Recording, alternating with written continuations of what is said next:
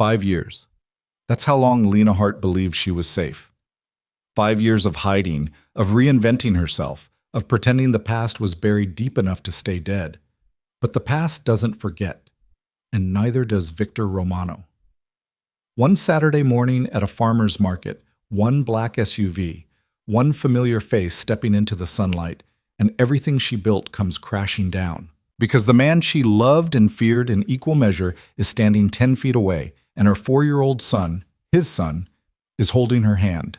Some secrets were never meant to survive. If you're hooked, stay until the end. Hit that like button and comment what city you're watching from.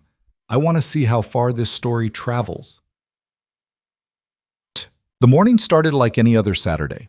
Ordinary, predictable, safe. Lena Hart moved through the farmer's market with practiced efficiency, her canvas tote bag slung over one shoulder, her son's small hand tucked firmly in hers. The air smelled of fresh bread and crushed herbs, and the early autumn sun filtered through the canvas awnings in golden stripes. Around them, the weekend crowd ebbed and flowed. Young families, retired couples, college students hunting for organic coffee beans. Normal people living normal lives. Lena had worked hard to become one of them. "Mama, can we get strawberries?"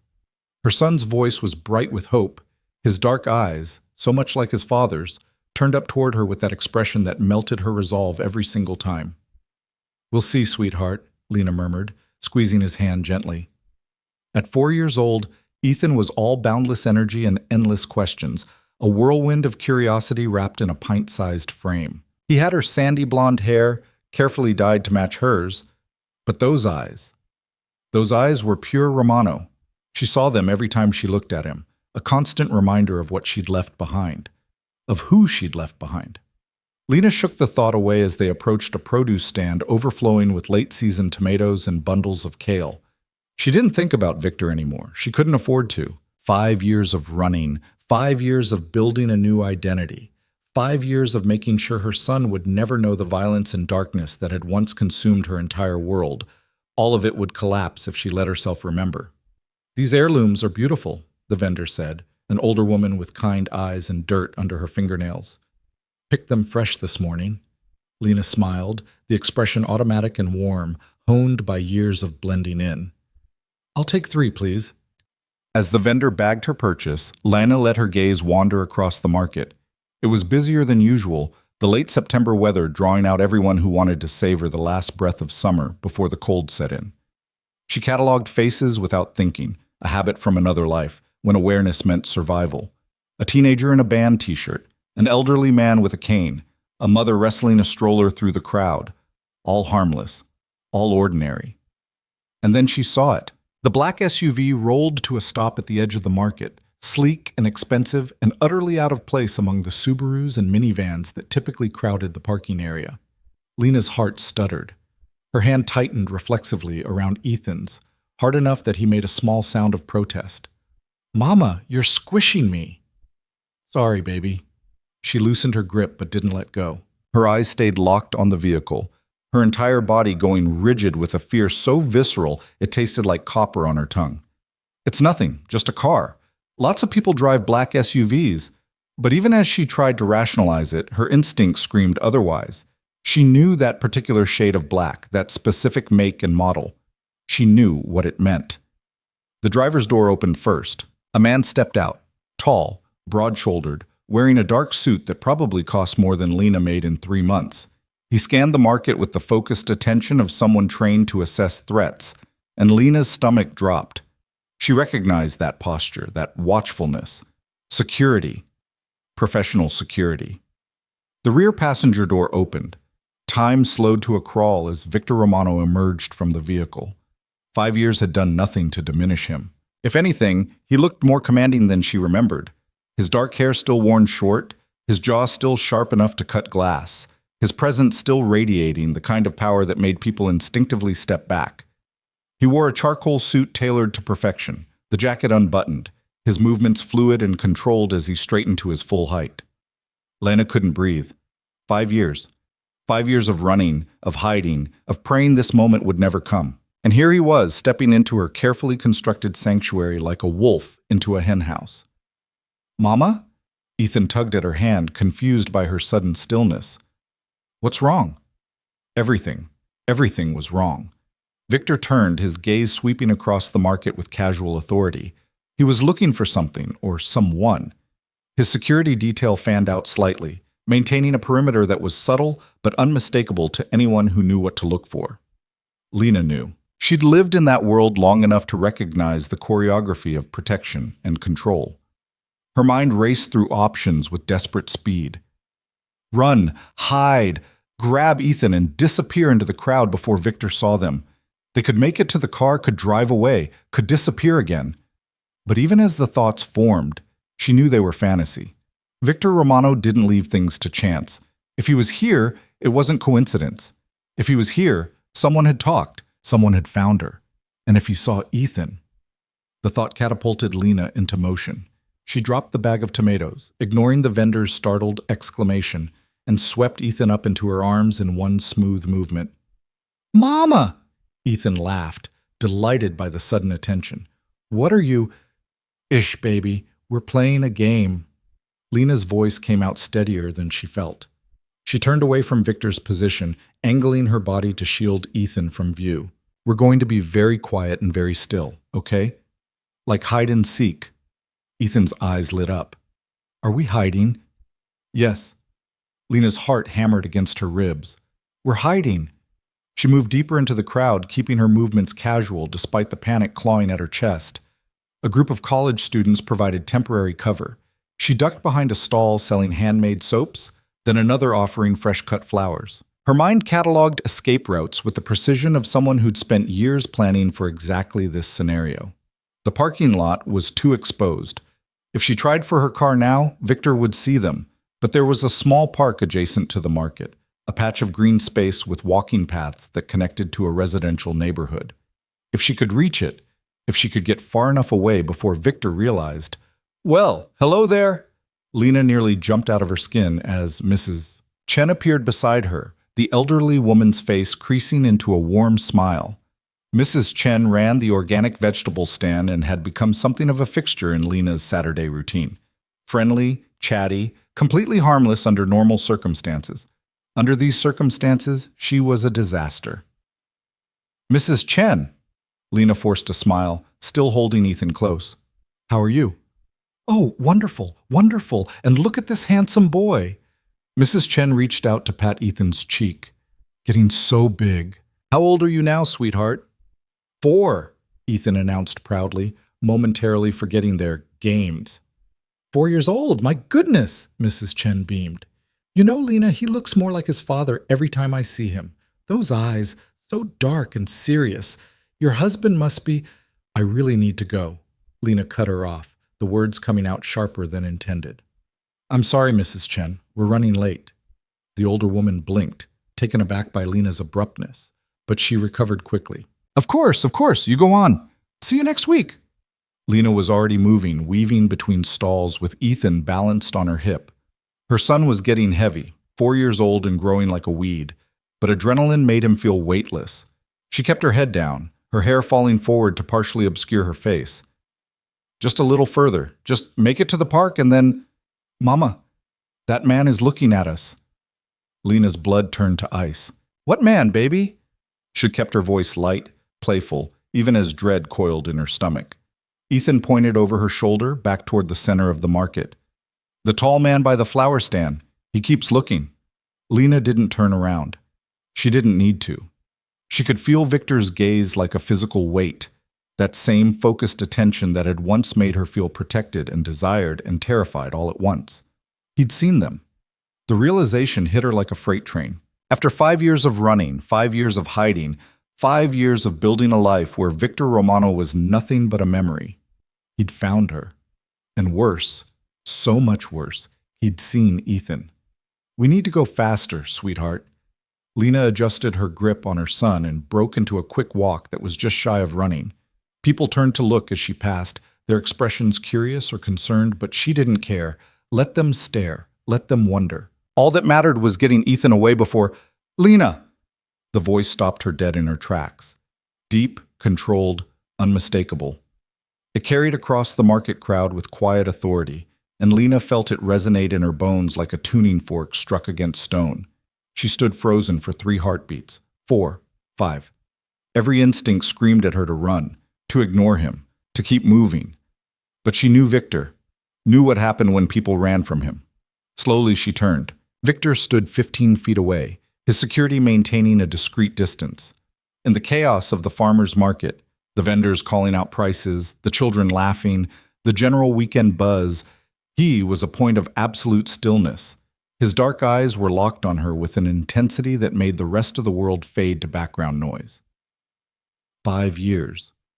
5 years since she'd seen that face, since she'd felt the gravity of his presence. Time had changed nothing about the way he affected her. The fear, the anger, the traitorous flutter of something that might have been longing if she let herself acknowledge it. "Hello, Victor." Her voice came out steady.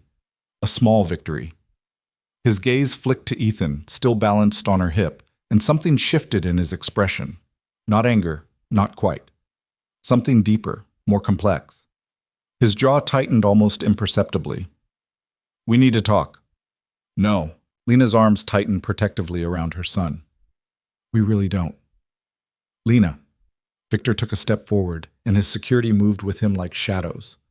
"Don't make this difficult." "Difficult?" The word came out sharp enough to cut. "You showing up here, in my life, after 5 years, that's what's difficult." A muscle twitched in Victor's jaw. His eyes hadn't left Ethan, and Lena could see the calculations happening behind them. He was too smart, too observant. He'd already done the math. "How old is he?" The question hung in the air between them, weighted with everything unsaid.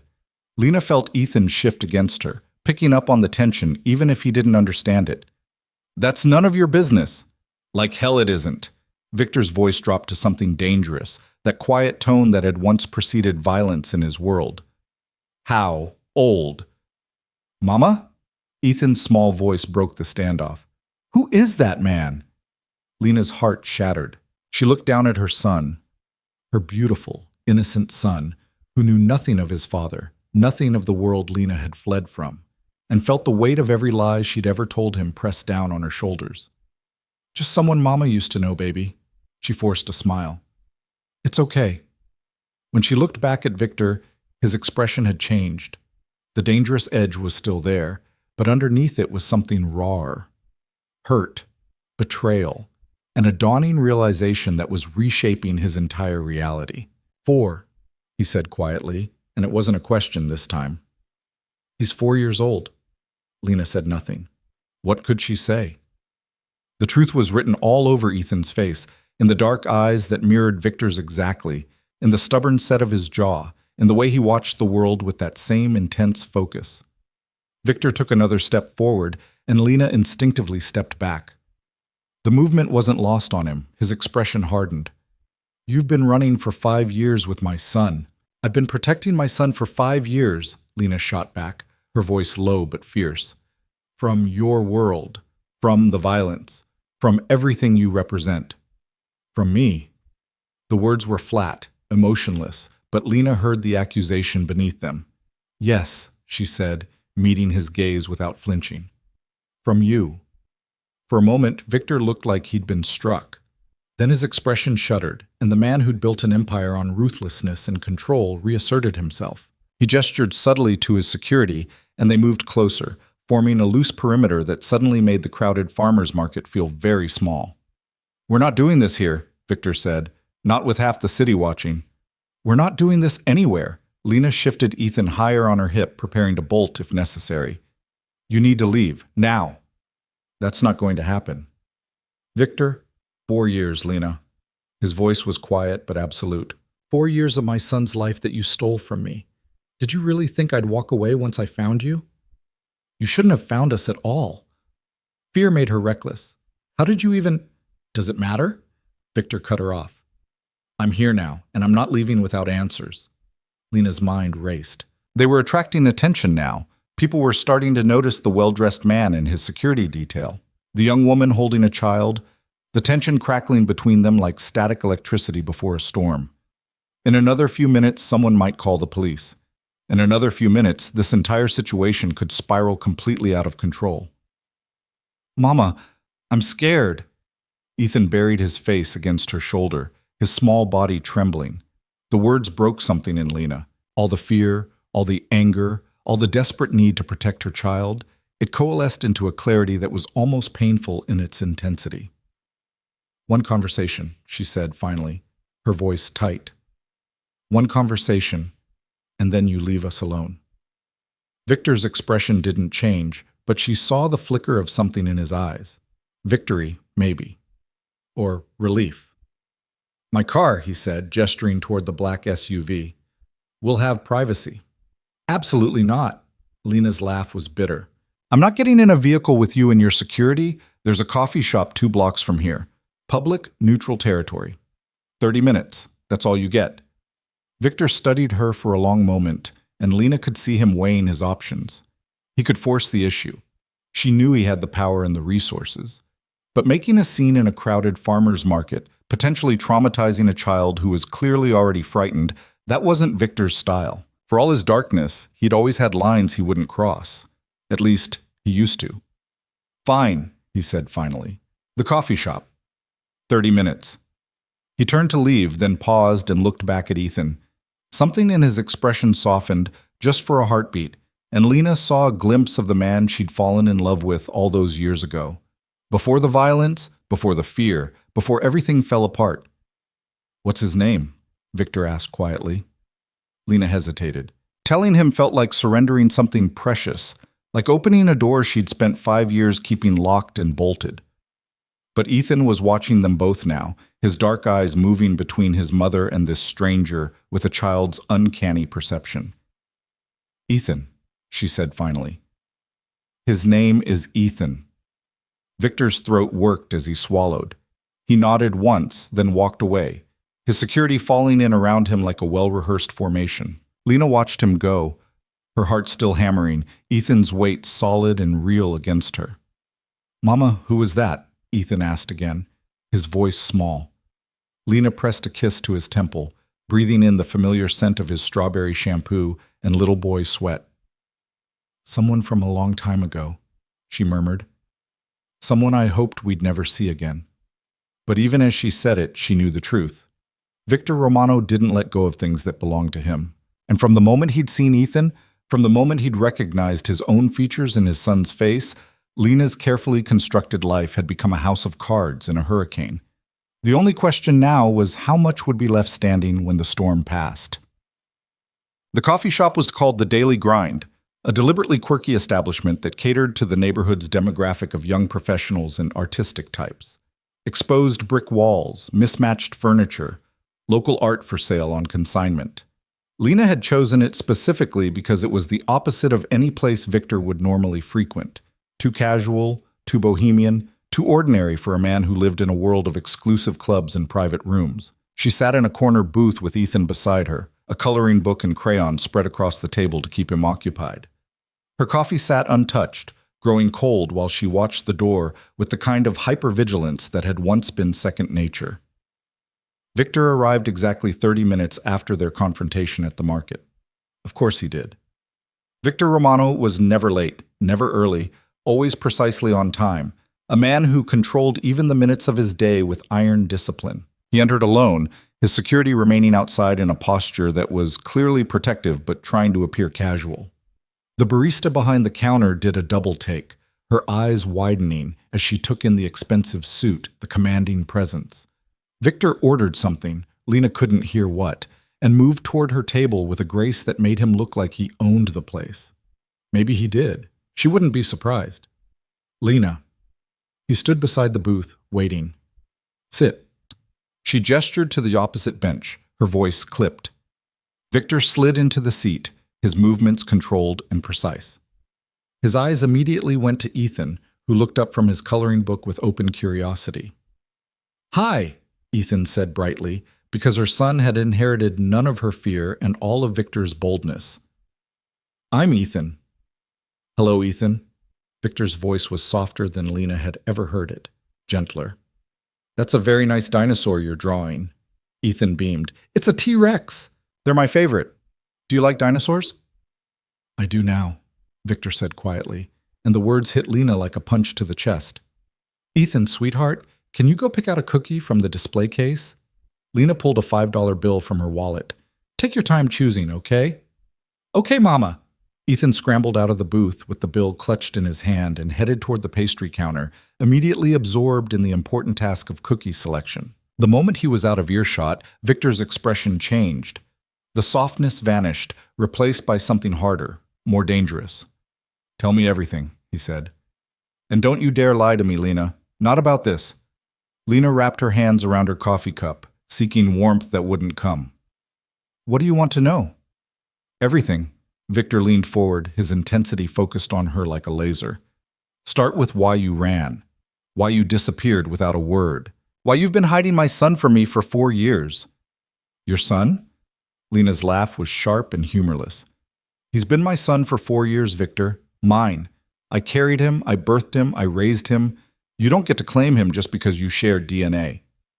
I would have been there, Victor said, his voice dropping to something lethal. If you'd told me you were pregnant, if you'd given me even the slightest chance, I would have been there for all of it. Would you? Lena challenged. Really? Or would you have done exactly what you always did, made decisions about my life, controlled every aspect, turned pregnancy into another thing you could manage and manipulate? Victor's jaw clenched. That's not fair. Fair? The word came out louder than intended, and Lena forced herself to lower her voice. You want to talk about fair? You who built an empire on violence and intimidation? Who made enemies faster than friends? Who lived every single day with a target on your back? She shook her head, feeling tears prick at her eyes and hating herself for the weakness.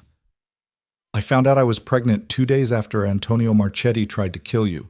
2 days after I watched you come home covered in blood. His blood. Your blood. I didn't even know. I stood in our bathroom with a positive pregnancy test in my hands and realized I was bringing a child into a world where his father might die on any given Tuesday.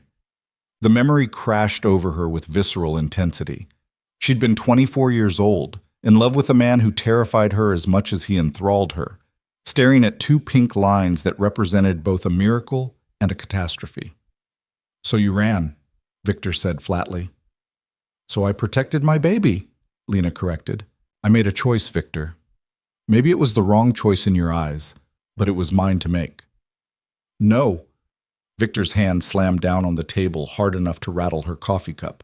Several nearby patrons looked over, startled, but he ignored them. You don't get to make that choice alone. He's my son too.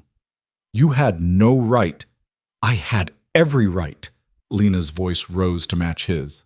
Every right to choose safety over danger. Every right to choose a normal life over whatever nightmare you would have turned us into. You think you would have let us go to the park? Let him go to preschool? Let him have play dates and birthday parties and all the normal things children deserve? You would have locked us in a fortress and called it protection. You don't know that, don't I? Lena leaned forward, her eyes blazing. I lived with you for 2 years, Victor. 2 years of armed guards and bulletproof cars and never, ever being alone. 2 years of watching you make decisions about my safety, my schedule, my entire existence without ever asking what I wanted. You loved me, I know you did, but you controlled me too. And I couldn't let you do that to my child. The silence that followed was deafening. Victor stared at her, his expression a war between fury and something that might have been pain. When he finally spoke, his voice was quiet enough to be dangerous. So you stole him from me. You let me believe you were dead. I never... You disappeared without a trace, Lena. What the hell was I supposed to think? His control was fracturing now, real emotion bleeding through the cracks. I tore apart 3 states looking for you. I questioned everyone you'd ever known. I followed every lead, every rumor, every possible trail, and you were just gone, like you'd never existed. Lena felt something twist in her chest. She'd known he would look for her, had counted on it, in fact, had built her entire escape plan around anticipating his moves.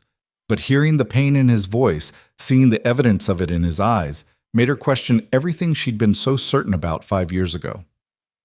I'm sorry, she said finally, and meant it. I'm sorry for the pain I caused, but I'm not sorry for keeping Ethan safe. Safe from me, Victor said bitterly, his own father. Safe from your world, Lena clarified. There's a difference. Is there? Victor gestured vaguely at the coffee shop, at the normal Saturday afternoon unfolding around them. Because from where I'm sitting, you've built him a fantasy. You're living in this bubble pretending the world is all farmers markets and coloring books, and the second reality intrudes the second I found you. It all came crashing down. How is that safer? The words hit harder than Lena wanted to admit. Because he was right, wasn't he? For all her careful planning, all her years of running, Victor had found them anyway. And now Ethan was caught in the middle of a conflict he didn't understand, between parents who existed in completely different worlds. I did the best I could, she said quietly. With the information I had, with the choices available to me. You had other choices, Victor countered. You could have trusted me. Could I? Lena met his gaze steadily. The man I knew didn't compromise, didn't negotiate. He took what he wanted and dealt with the consequences later. He would have locked me in that penthouse apartment and kept me there for my own protection for the entire pregnancy. He would have made every decision about our child's life without asking my opinion. And when I objected, when I fought back, he would have told me he was doing it because he loved me, because he knew better, because keeping me safe was worth any price, including my freedom. Victor flinched.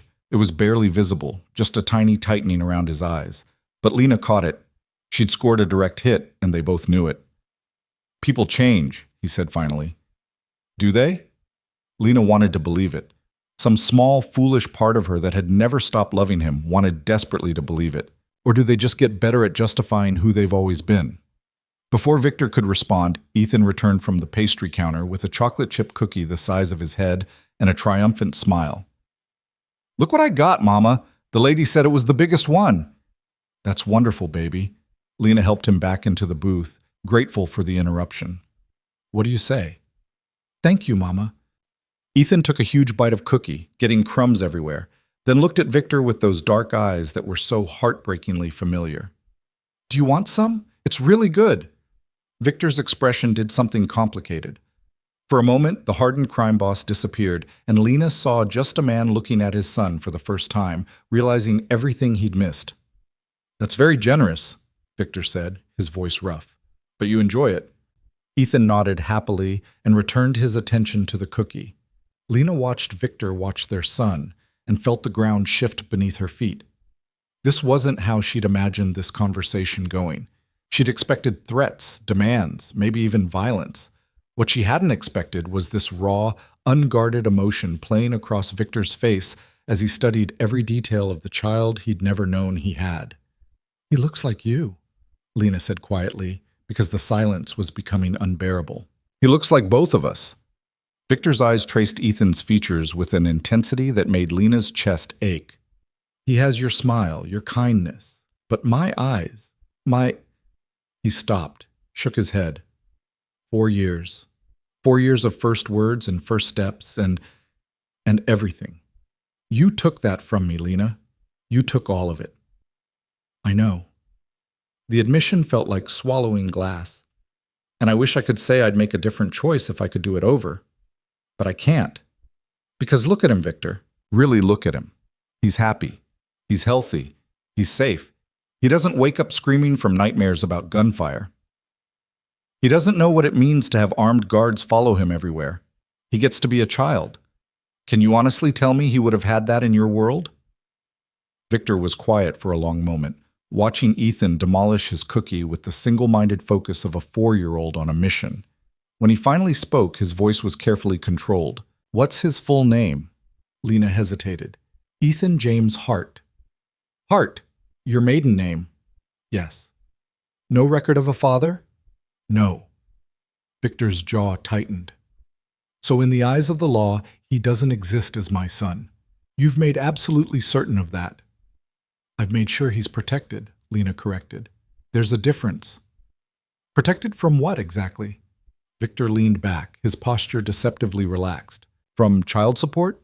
From inheritance? From knowing his father? From being leverage, Lena said bluntly.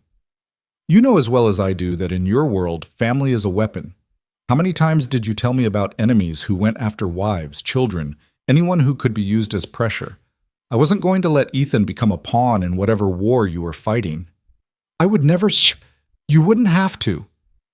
Lena's voice rose again, and she forced herself to calm down. Ethan was watching now, his cookie forgotten, picking up on the tension even if he couldn't understand the words. That's what you don't understand, Victor. It's not about what you would or wouldn't do. It's about what other people would do to get to you, and I couldn't— Her voice cracked. I couldn't risk my baby becoming collateral damage in someone else's war. The truth of it hung between them, ugly and undeniable. Because Victor knew she was right. They both knew it. His world was violence and strategy and constant calculation of threats. Children in that world weren't children. They were vulnerabilities, targets, tools for manipulation. But that didn't make her choices hurt any less. And it didn't change the fact that he was looking at his son for the first time at 4 years old, that he'd missed every milestone, every moment, every piece of Ethan's existence up until now. I have a son, Victor said quietly, and the wonder in his voice was almost painful to hear. I have a son, and I don't know his favorite color. I don't know if he's allergic to anything. I don't know— He stopped, composed himself. I don't know anything about him. Blue, Lena said softly. His favorite color is blue. He's not allergic to anything. He loves dinosaurs and trucks, and sometimes he sleeps with a stuffed elephant named Mr. Peanuts. He's stubborn and sweet, and sometimes he laughs so hard he gives himself hiccups. She swallowed hard. He's the best thing I've ever done. The only thing I've done that actually matters. Victor looked at her then, really looked at her, and Lena saw something shift in his expression. Recognition, maybe. Understanding. For just a moment, they weren't enemies or exes or two people on opposite sides of an impossible situation. They were just two parents looking at the same child, wanting the same thing even if they disagreed violently on how to achieve it. I want to know him, Victor said. I want to be part of his life. Victor. I'm not asking, Lena. The hardness was back, the crime boss reasserting control. I'm telling you, that's my son, mine. And I will not walk away and pretend I never found you. I can't. And I can't let you drag us back into your world, Lena countered. I won't. Then we have a problem. Victor's voice was soft but absolute.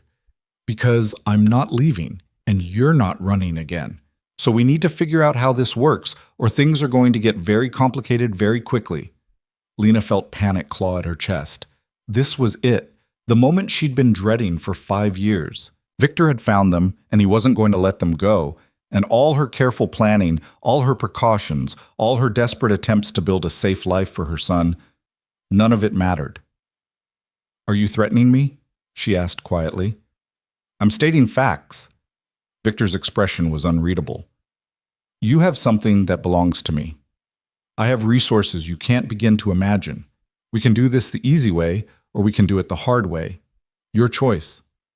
There is no easy way, Lena said bitterly. There's only your way or the highway, right? Just like always. Mama? Ethan's small voice cut through the tension. Are you and the man fighting? Both of them looked at him, the small, beautiful child who had no idea his entire world was about to change.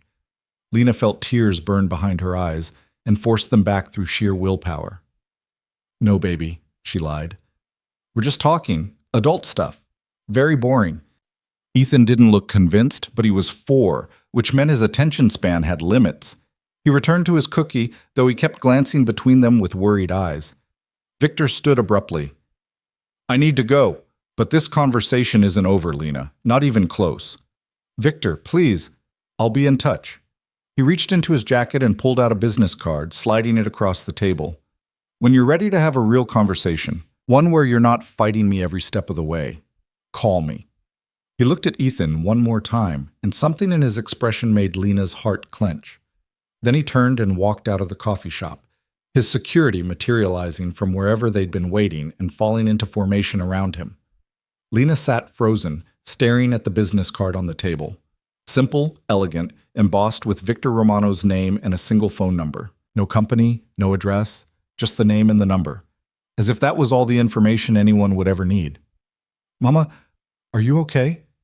Ethan climbed into her lap, his small arms wrapping around her neck in a hug that threatened to break her completely.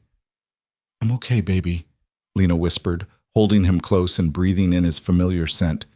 Everything's going to be okay. But even as she said it, she knew it was a lie. Nothing was going to be okay. Victor had found them, and he wanted his son, and Lena had no idea how to protect Ethan from a man who had built an empire on getting exactly what he wanted, no matter the cost. The past had finally caught up to them, and the reckoning, she knew, had only just begun. The afternoon sun was setting by the time Lena and Ethan made it home to their small apartment on the third floor of a converted Victorian house. It wasn't much. 2 bedrooms, a kitchen barely big enough to turn around in, windows that rattled when the wind blew. But it was theirs. Safe. Anonymous.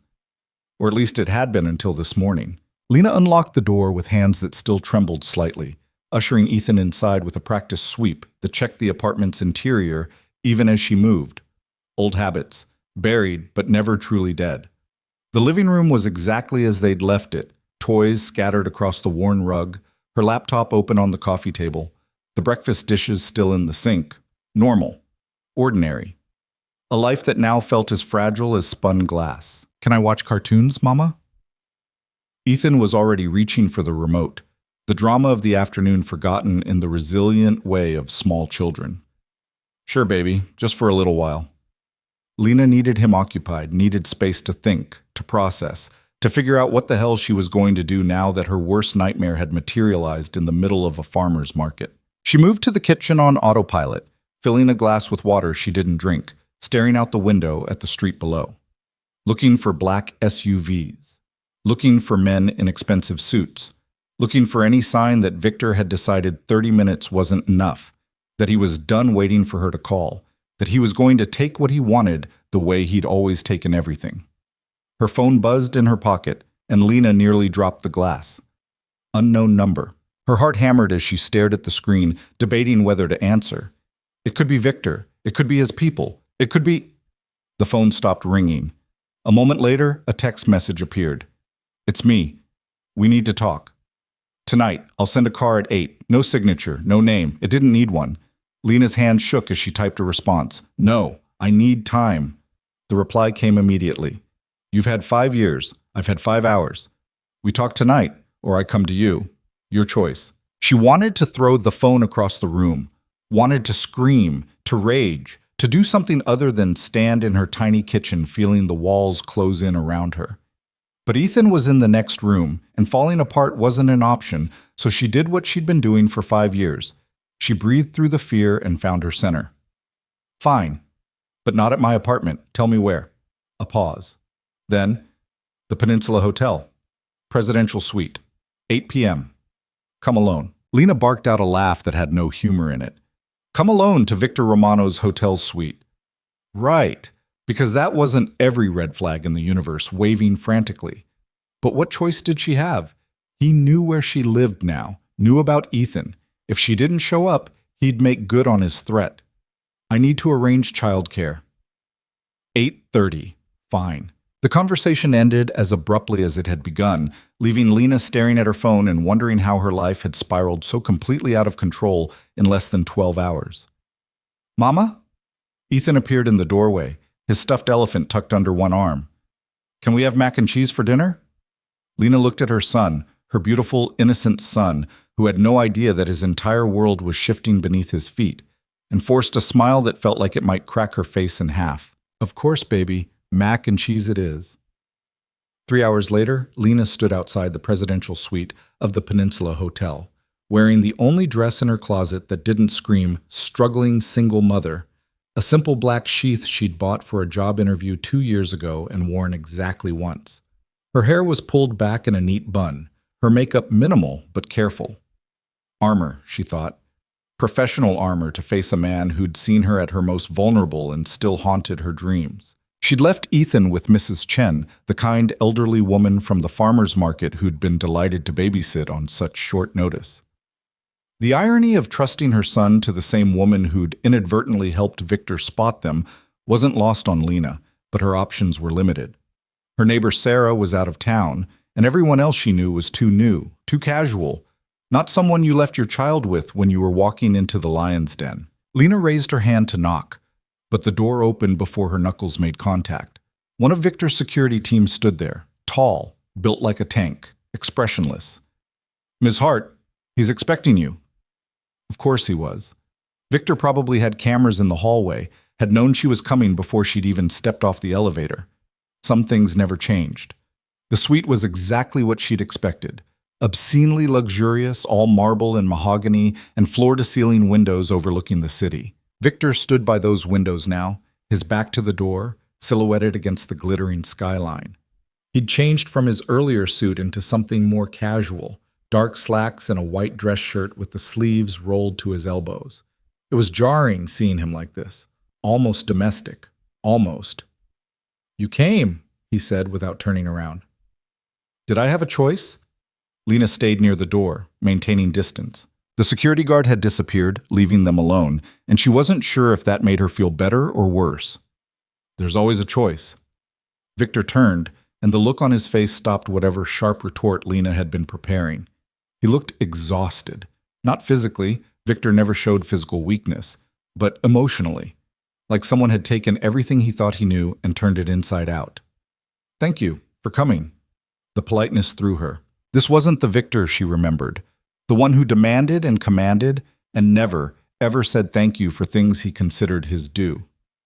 "You didn't give me much option," Lena said carefully. "The threat was pretty clear." It wasn't a threat. Victor moved away from the window toward the suite's bar. "It was a statement of fact. I need to understand what happened. Why you ran. Why you kept my son from me for 4 years. And I need to figure out what happens next." He poured 2 glasses of scotch, neat, then seemed to remember himself. "Do you still drink scotch?" "No." The lie came automatically. She did still drink scotch occasionally when the nightmares got bad enough, but accepting a drink from Victor felt like accepting something more, and she wasn't ready for that. "I'll take water."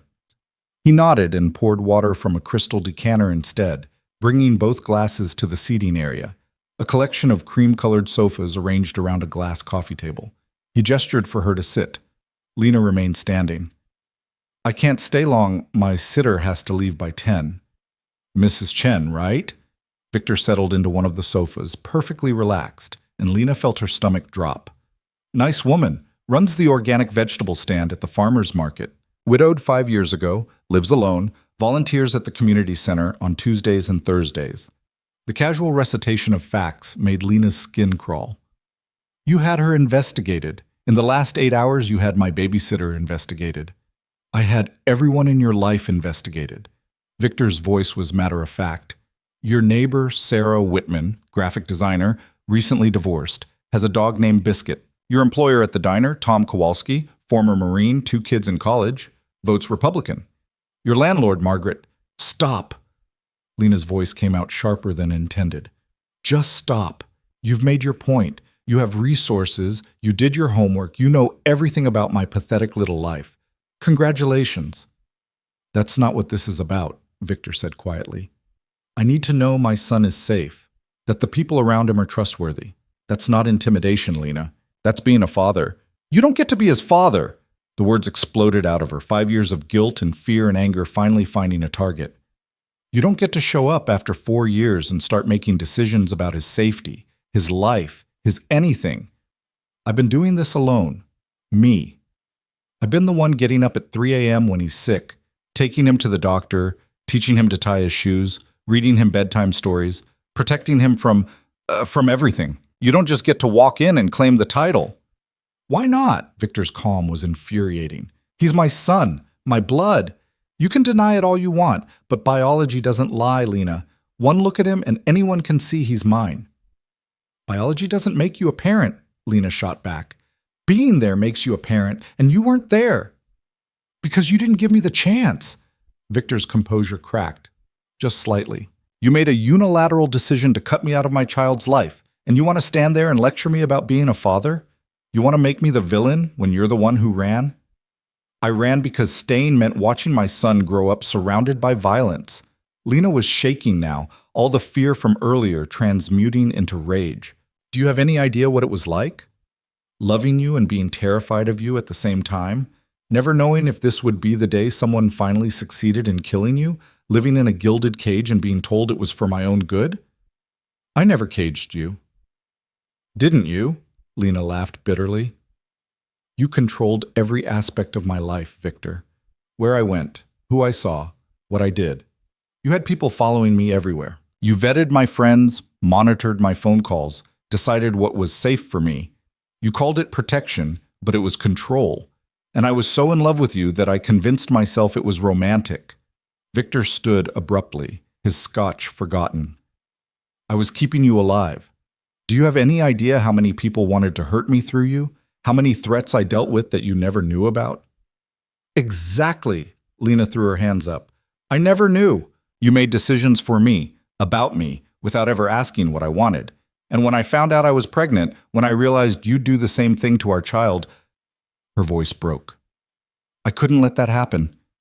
I couldn't let my baby grow up in a world where danger was normal, where armed guards were necessary, where every decision was about managing threats instead of living life. So you took him and ran, Victor said flatly. You disappeared in the middle of the night with my child and never looked back. I looked back every single day, Lena whispered. I looked back and wondered if I'd made the right choice. If you were looking for us.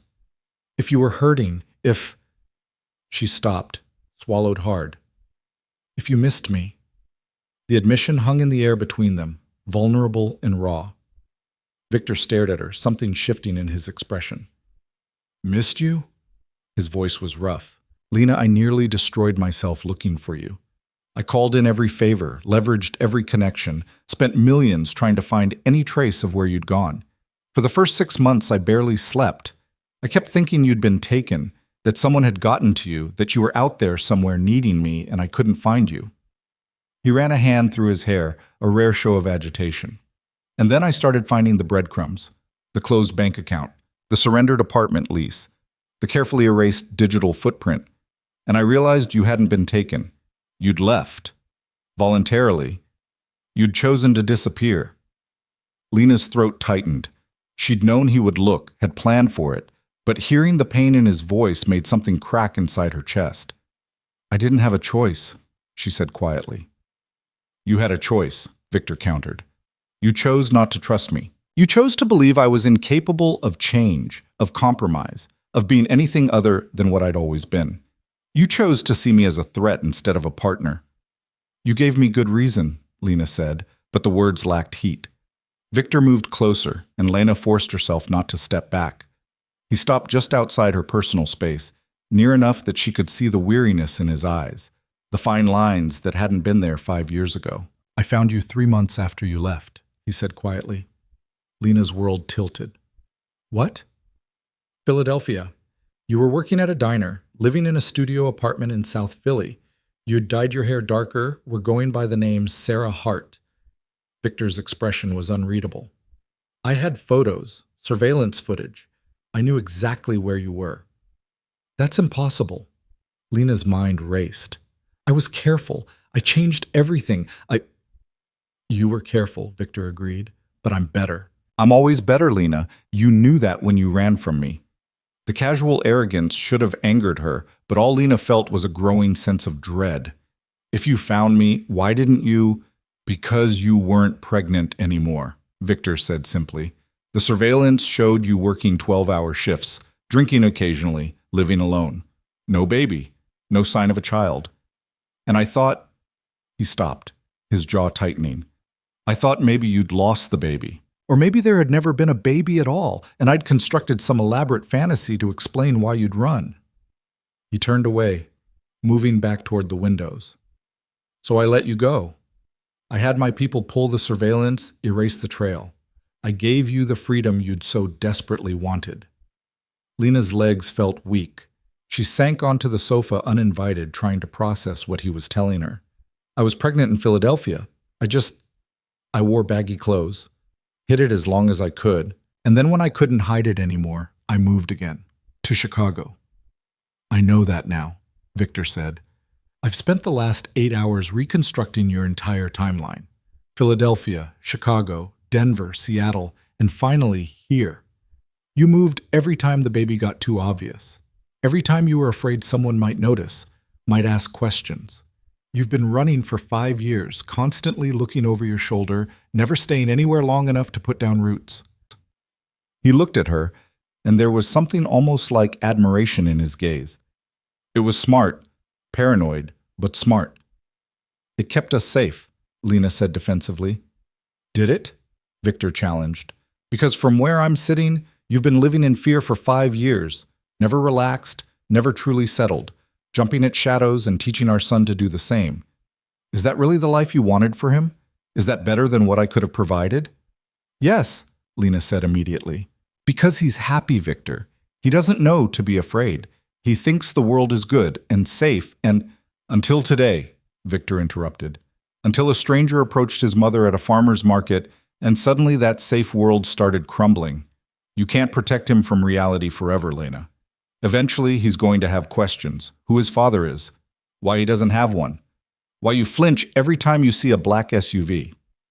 The accuracy of the observation stung. I'm doing the best I can. I know. Victor's voice softened slightly. But the best you can isn't enough anymore. Not when I'm in the picture. Not when— He stopped, seemed to reconsider his words. Sit down, please. We need to have a real conversation, and you standing there ready to bolt isn't conducive to that. Lena was already sitting, but she understood what he meant. She was perched on the edge of the sofa, her body language screaming fight or flight. Slowly she forced herself to settle back, to uncross her arms, to at least pretend at relaxation. Victor returned to his own seat. His scotch picked up and swirled, but not drunk. For a long moment, neither of them spoke. The silence stretched, heavy with everything unsaid, everything that had accumulated over 5 years of absence and hurt. Tell me about him, Victor said finally. Tell me about Ethan. Everything. Lena looked at him, searching for the trap, the angle, the manipulation. But all she saw was the man who genuinely wanted to know about his son, and something in her chest loosened slightly. He was born on March 15th, she began quietly. 3:20 in the morning, 7 pounds, 6 ounces. He came 2 weeks early, and I was terrified because I was alone in a Chicago hospital with fake ID and no one to call if something went wrong. The memory still made her throat tight. But he was perfect. 10 fingers, 10 toes, and when he opened his eyes for the first time, I saw you looking back at me. Victor's hand tightened around his glass. What was it like, the birth? Painful, Lena said with a small, tired smile. Long, scary. But the moment they put him in my arms, none of that mattered anymore. He was mine, and I was going to protect him no matter what it cost me. Even if it meant running for the rest of your life. Even then, Lena met his gaze steadily. I would have run forever if it meant keeping him safe. Victor nodded slowly, processing this. What else? His first word, his first steps? I want to know all of it. So Lena told him. About how Ethan's first word had been mama at 10 months, spoken with such perfect clarity that she'd burst into tears. About his first steps at 13 months, how he'd wobbled across their tiny Seattle apartment and fallen directly into a laundry basket. About his obsession with dinosaurs that had started at age 2 and showed no signs of fading. About the way he laughed, this full-body giggle that made everything else fade away. About his stubborn streak that was pure Victor, his kindness that she hoped was from her, his fearless curiosity that was probably from both of them. Victor listened without interrupting, his expression growing more complex with every story. Pain, longing, anger, grief. All of it cycling across his features like weather patterns. He sounds remarkable, Victor said when she finally ran out of stories. He is, Lena agreed softly. He's the best part of me. The only part that really matters. And me? Victor's voice was carefully neutral. Does he ever ask about me? About his father? Lena's stomach twisted. Sometimes. Usually I tell him his father lives far away, that it's complicated. He's 4. He accepts the answers I give him without pushing too hard. But that won't last forever. No, Victor agreed. It won't. Eventually, he'll want more than vague explanations. And what will you tell him then? That his father is a criminal? That you were protecting him from a monster? I never thought you were a monster, Lena said quietly. If I had, I never would have fallen in love with you in the first place. Victor looked at her sharply. Loved. Past tense. Lena didn't answer, couldn't answer, because the truth was complicated and messy, and she wasn't ready to examine it too closely. Yes, she'd loved Victor, desperately, completely, with a passion that had terrified her even as it consumed her. But that was 5 years ago. 5 years of distance and growth and building a life without him. She wasn't the same scared 24-year-old who'd fled in the night. She'd become someone stronger, someone capable, someone who didn't need a man, even one as powerful as Victor Romano, to survive. But sitting here, watching him process the loss of 4 years with his son, seeing the genuine emotion beneath the carefully controlled exterior, something stirred, something dangerous. "What do you want from us, Victor?" she asked, changing the subject before he could push. "Really? You found us. You know about Ethan. What happens now?" Victor set down his glass with deliberate care. "I want to know my son. I want to be part of his life. And I want—" He stopped, his jaw tightening. "I want you to stop running, both of you." "We're not going back to your world," Lena said immediately. "That's non-negotiable." "I'm not asking you to." Victor leaned forward, his intensity focused entirely on her. "My world has changed, Lena. I've changed. The business is different now, more legitimate. I've been working for the past 3 years to transition away from the violent side of things. It's not perfect, not completely clean, but it's better, safer." Lena wanted to believe him. Some foolish part of her wanted desperately to believe him. But she'd heard Victor's promises before, and she knew how quickly they could dissolve when reality intruded. "Words are easy," she said. "Proof is harder." "Then let me prove it," Victor said. "Give me a chance to show you I'm not the same man you ran from. Let me get to know Ethan. Let me, He stopped, recalibrated. "I'm not asking for everything at once. I know I can't undo 5 years in a day. But I'm asking for a chance, that's all."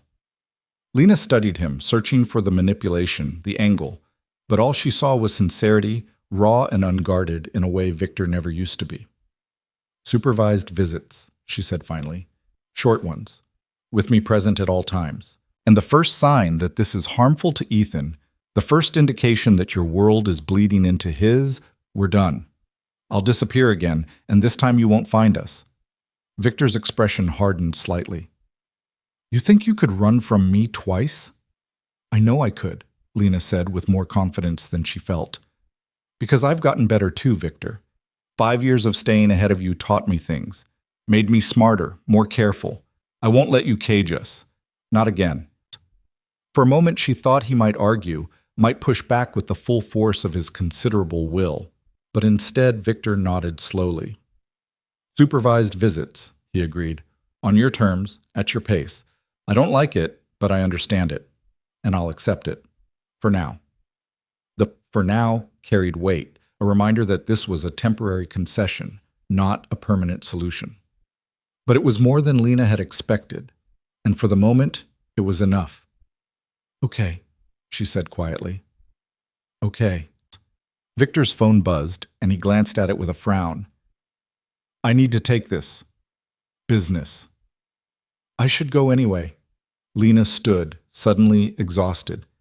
"It's late, and I need to relieve Mrs. Chen. I'll have my driver take you home." "I can take a cab." "Lena." Victor stood as well, and the look on his face was almost pleading. "Let me do this. Please. It's late. You're tired. And I need to know you made it home safely." The concern in his voice undid something in Lena's chest. This was the Victor she'd fallen in love with, the one who'd shown her glimpses of tenderness beneath the ruthless exterior, the one she'd hoped he could become if the violence ever stopped. "Fine," she said softly. "Thank you." Victor made a call, brief and to the point, then walked her to the door. He paused before opening it, his hand on the handle, his body close enough that Lena could feel the heat of him. "I meant what I said," he told her quietly. "I'm not the same man I was, and I'm going to prove it to you, to both of you." Lena looked up at him, at the face she'd once known better than her own, now marked by time and distance and the weight of everything between them. "I hope you can," she whispered. "For Ethan's sake. I really hope you can." Then she stepped past him into the hallway, where Victor's driver waited to escort her home, back to the apartment where her son slept and her carefully constructed life continued to crumble, one revelation at a time. The first visit happened 3 days later, on a Wednesday afternoon at the public park 2 blocks from Lena's apartment. "Neutral ground," she'd insisted. Somewhere open and populated, where Victor's presence wouldn't feel quite so overwhelming, where Ethan could run and play if things got awkward. Lena arrived early with Ethan in tow, her son chattering excitedly about the swings and the slide and whether they could get ice cream after. He had no idea why they were really there, and Lena intended to keep it that way for as long as possible. Let him think this was just another park day. Let him stay innocent for a few more hours. Victor arrived exactly on time, emerging from a different vehicle this time. A sleek black sedan instead of the SUV, less conspicuous but still expensive enough to turn heads. He dressed down for the occasion, trading his usual tailored suits for dark jeans and a gray Henley that somehow made him look more dangerous, not less. Approachable was clearly not a look Victor Romano wore comfortably. "Mama, is that the man from the coffee shop?" Ethan had spotted him immediately, his dark eyes tracking Victor's approach with open curiosity. Lena's throat tightened. "Yes, baby. He's a friend of Mama's. He wanted to come play at the park with us today. Is that okay?" Ethan considered this with the seriousness of a 4-year-old weighing important matters. "Does he like swings?" "I don't know," Lena said honestly. "Why don't you ask him?" Victor reached them, and for a moment he just stood there looking at Ethan with an expression so raw it made Lena's chest ache. This was his son, his child, and he was meeting him properly for the first time, trying to figure out how to be a father when he'd missed the entire instruction manual. "Hello, Ethan," Victor said, his voice careful and controlled. "Hi." Ethan beamed up at him with the fearless friendliness of a child who'd been taught the world was safe. "Do you like swings? I'm really good at them. I can go super high." "I haven't been on a swing in a very long time," Victor admitted, and something about the honesty in his voice made Lena soften slightly. "But I'd like to watch you, if that's okay." "Okay." Ethan grabbed Lena's hand. "Come on, Mama. Let's show him." The next hour passed in a surreal haze of normalcy. Ethan demonstrated his swinging prowess, his sliding technique, his ability to climb the jungle gym. "Almost to the very top, Mama. Look." Victor watched it all with the focused attention of someone committing every detail to memory, occasionally offering quiet encouragement or answering Ethan's endless stream of questions with a patience Lena hadn't known he possessed. "What's your favorite dinosaur?" Ethan asked at one point, hanging upside down from the monkey bars with absolutely no sense of self-preservation. "I don't think I have one," Victor said, glancing at Lena with something that might have been helplessness. "Everyone has a favorite dinosaur," Ethan insisted. "Mine's a T-Rex because they're the strongest, but Mama likes Triceratops because they have horns and protected their families." Victor's eyes met Lena's over their son's head, and the weight of that statement hung between them. Protected their families. Was that what she'd been doing? Or had she been running from protection, mistaking control for care? "Then I like velociraptors," Victor said finally, "because they were smart and worked in packs. They took care of each other." Ethan considered this, then nodded approvingly. "That's a good one. Not as good as T-Rex, but good." Lena found herself smiling despite everything, despite the tension coiled in her shoulders, despite the constant awareness of Victor's presence like a magnetic field she couldn't escape. Ethan was happy. That was what mattered. Whatever complicated mess existed between her and Victor, at least for this moment, their son was just a little boy playing at a park. After the playground, they moved to a nearby bench. Ethan raced off to investigate a patch of dandelions, giving the adults a moment of relative privacy. "Thank you," Victor said quietly, "for this, for letting me—" He gestured vaguely at Ethan. "He's incredible." "He is," Lena agreed, watching her son pick dandelions with intense concentration. "He's everything good that could have come from us." "From us," Victor repeated, and the words carried weight. "Do you ever think about what we were, before everything went wrong?" Lena didn't answer immediately. The truth was, she thought about it constantly, in the quiet moments when Ethan was asleep and she was alone with her thoughts. She thought about the early days when Victor had been intense and overwhelming, but also protective and passionate, when she'd felt safer with him than she ever had in her life, even as some part of her recognized the danger. "Sometimes," she admitted finally, "but that was a different life, different people." "Were we so different?" Victor challenged. "Or did we just run before we figured out how to make it work?" I ran, Lena corrected. You would have locked me in a tower and called it love. Maybe, Victor conceded, but I would have kept you safe. Both of you. Safe and suffocated are two different things. Victor turned to face her fully, his expression serious. I want to show you something. My life now. What I've built. Will you come with me? Both of you? Every instinct Lena had screamed danger, going anywhere with Victor, seeing his world, letting him pull them deeper into his orbit. It was everything she'd been avoiding for 5 years. Victor, I don't think, oh, please. The word was simple, unadorned. One afternoon. Let me show you that things are different, that I'm different. And if after that you still want to keep me at arm's length, I'll accept it. But give me a chance to prove what I've been telling you. Lena looked at Ethan, still absorbed in his dandelion collection, then back at Victor. This was a mistake. She knew it with every fiber of her being, but she also knew that Victor wouldn't stop pushing, wouldn't accept the boundaries she was trying to maintain, unless she gave him this.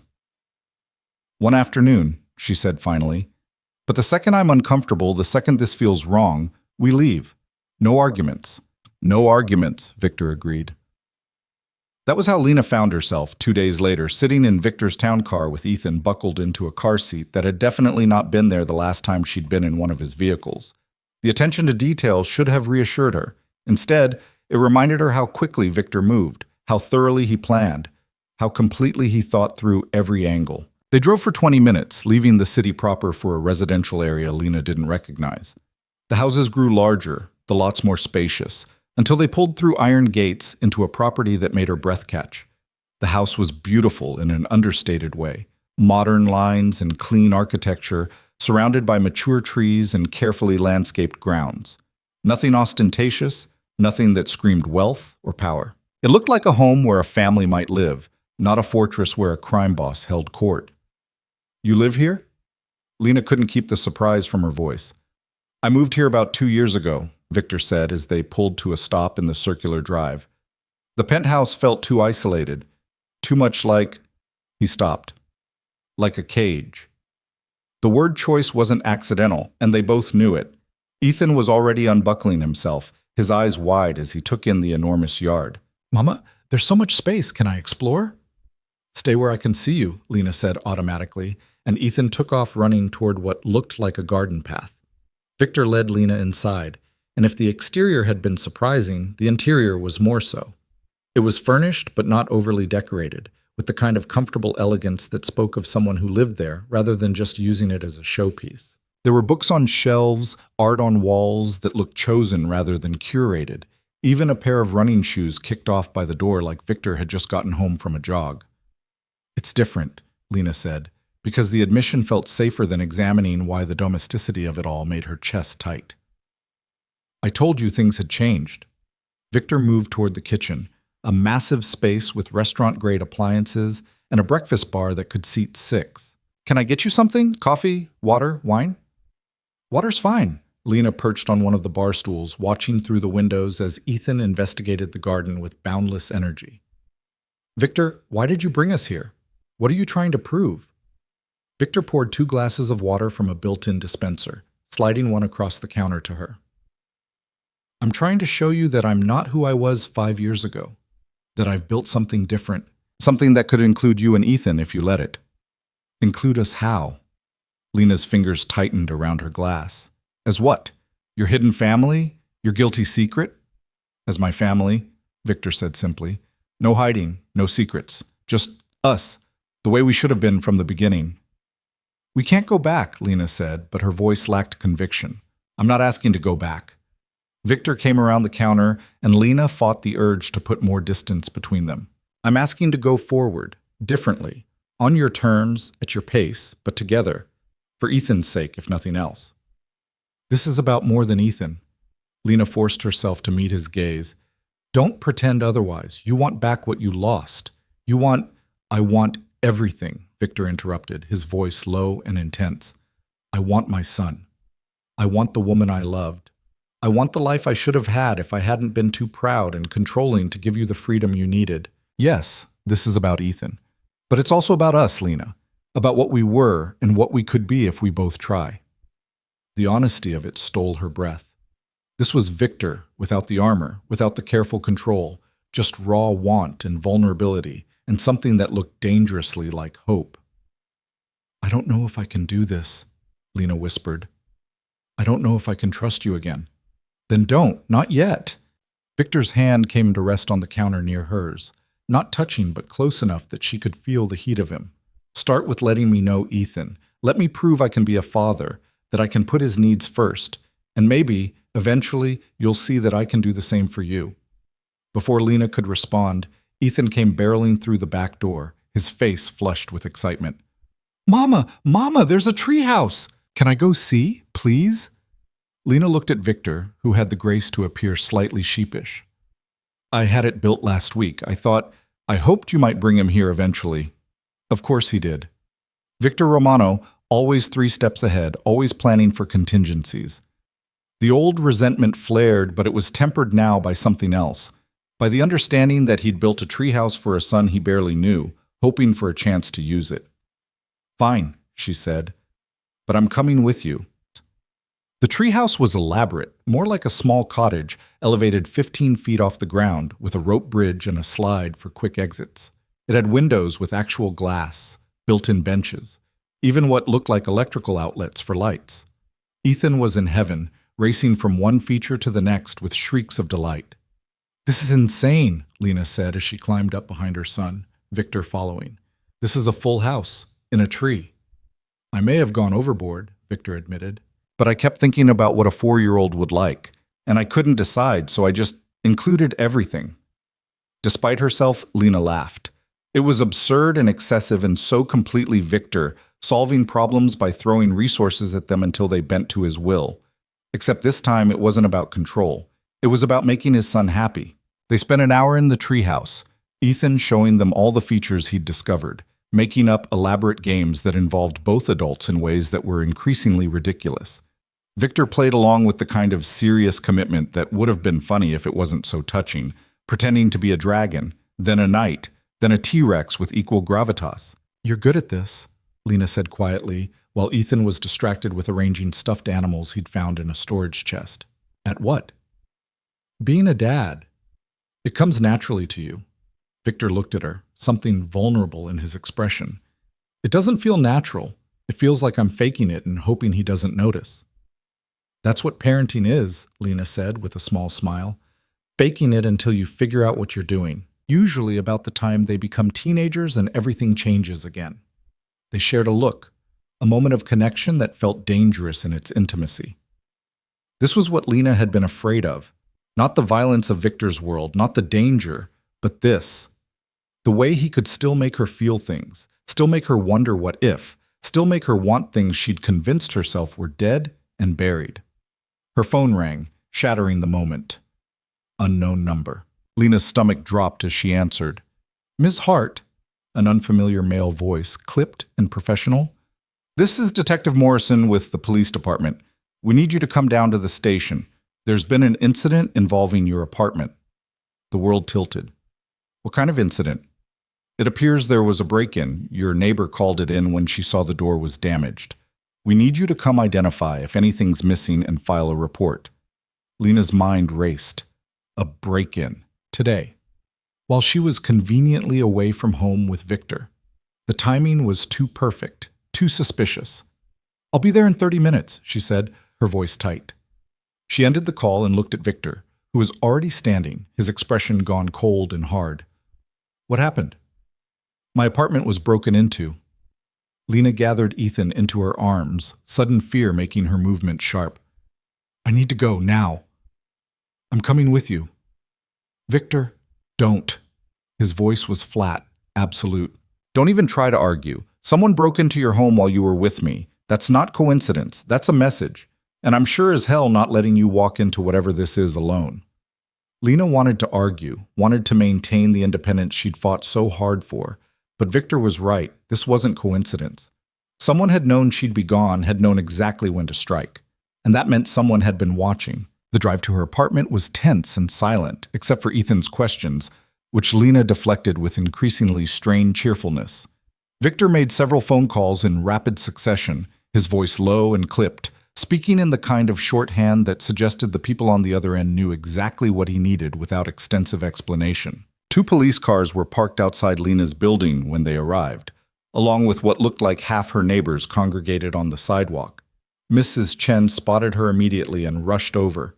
"Oh, Lena, thank goodness you're all right. I came by to drop off some vegetables and saw your door was kicked in. I called the police immediately." "Thank you, Mrs. Chen." Lena's hands shook as she took in the scene.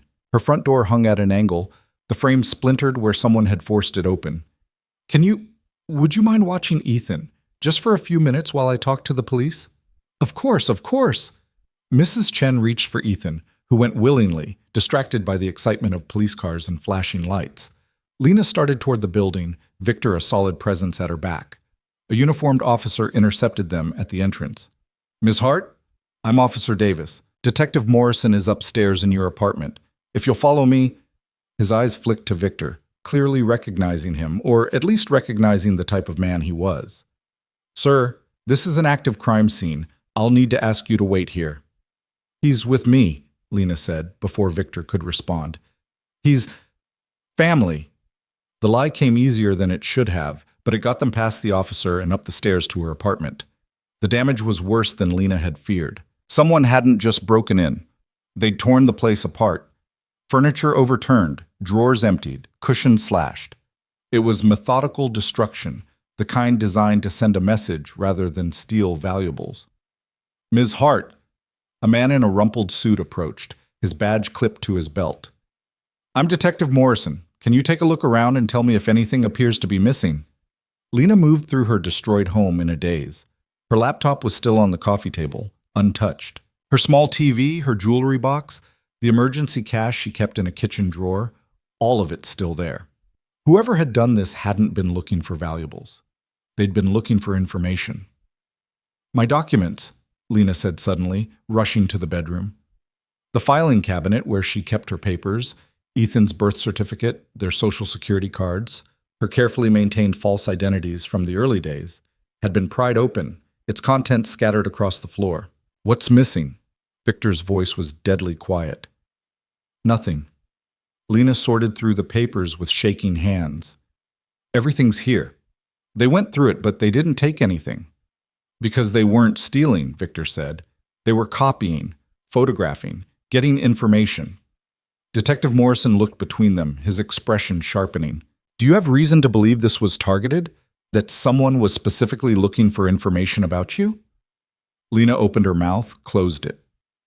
How did she explain this without explaining everything? Without revealing that she'd been running from Victor Romano for 5 years? That her entire identity was a carefully constructed lie? That bringing the truth into the open would unravel everything she'd built? "Yes," Victor said before she could formulate a response. "This was targeted, and I know who ordered it." "Victor, don't," Lena started, but he cut her off with a look. "Detective Morrison, I think we should continue this conversation at the station. There are some complicating factors that Ms. Hart and I need to discuss with you privately." The detective's eyes narrowed. "What kind of complicating factors?" "The kind that involve my son's safety," Victor said flatly. "And that's all I'm saying here." An hour later, Lena found herself in an interrogation room at the police station, Victor beside her, while Detective Morrison listened to an edited version of their story. Victor had taken over the narrative with the kind of smooth authority that suggested he'd done this before, laying out just enough truth to be credible while omitting the more legally questionable details of his business. "So let me get this straight," Morrison said when Victor finished. "You two were in a relationship 5 years ago. Ms. Hart left while pregnant without informing you. She's been living under an assumed identity. Legal identity," Victor corrected. "Lena Hart is her legal name. She changed it formally." "Fine. Legal identity. And now that you found her and discovered you have a son, someone breaks into her apartment while she's conveniently with you. And you believe this was done by someone in your organization to send a message." "Not someone in my organization," Victor said carefully. "Someone who wants to destabilize my organization. Someone who would see a previously unknown child as leverage." Lena felt sick. This was exactly what she'd feared, exactly why she'd run.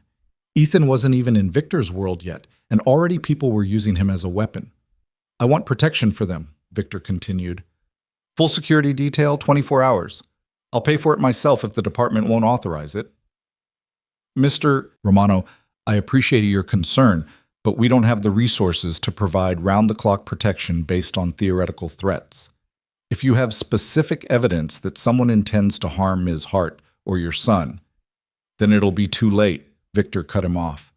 You know how this works, detective. You know what I do, even if you can't prove half of it. And you know that people in my world don't make empty threats. Someone broke into that apartment looking for information about my son. They now have his full name, his date of birth, probably his social security number. They know where he goes to school, where he plays, where he's vulnerable. And you want me to wait for specific evidence of intent?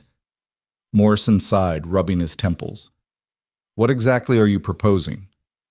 Let me provide the security, private team, fully vetted, operating within legal boundaries.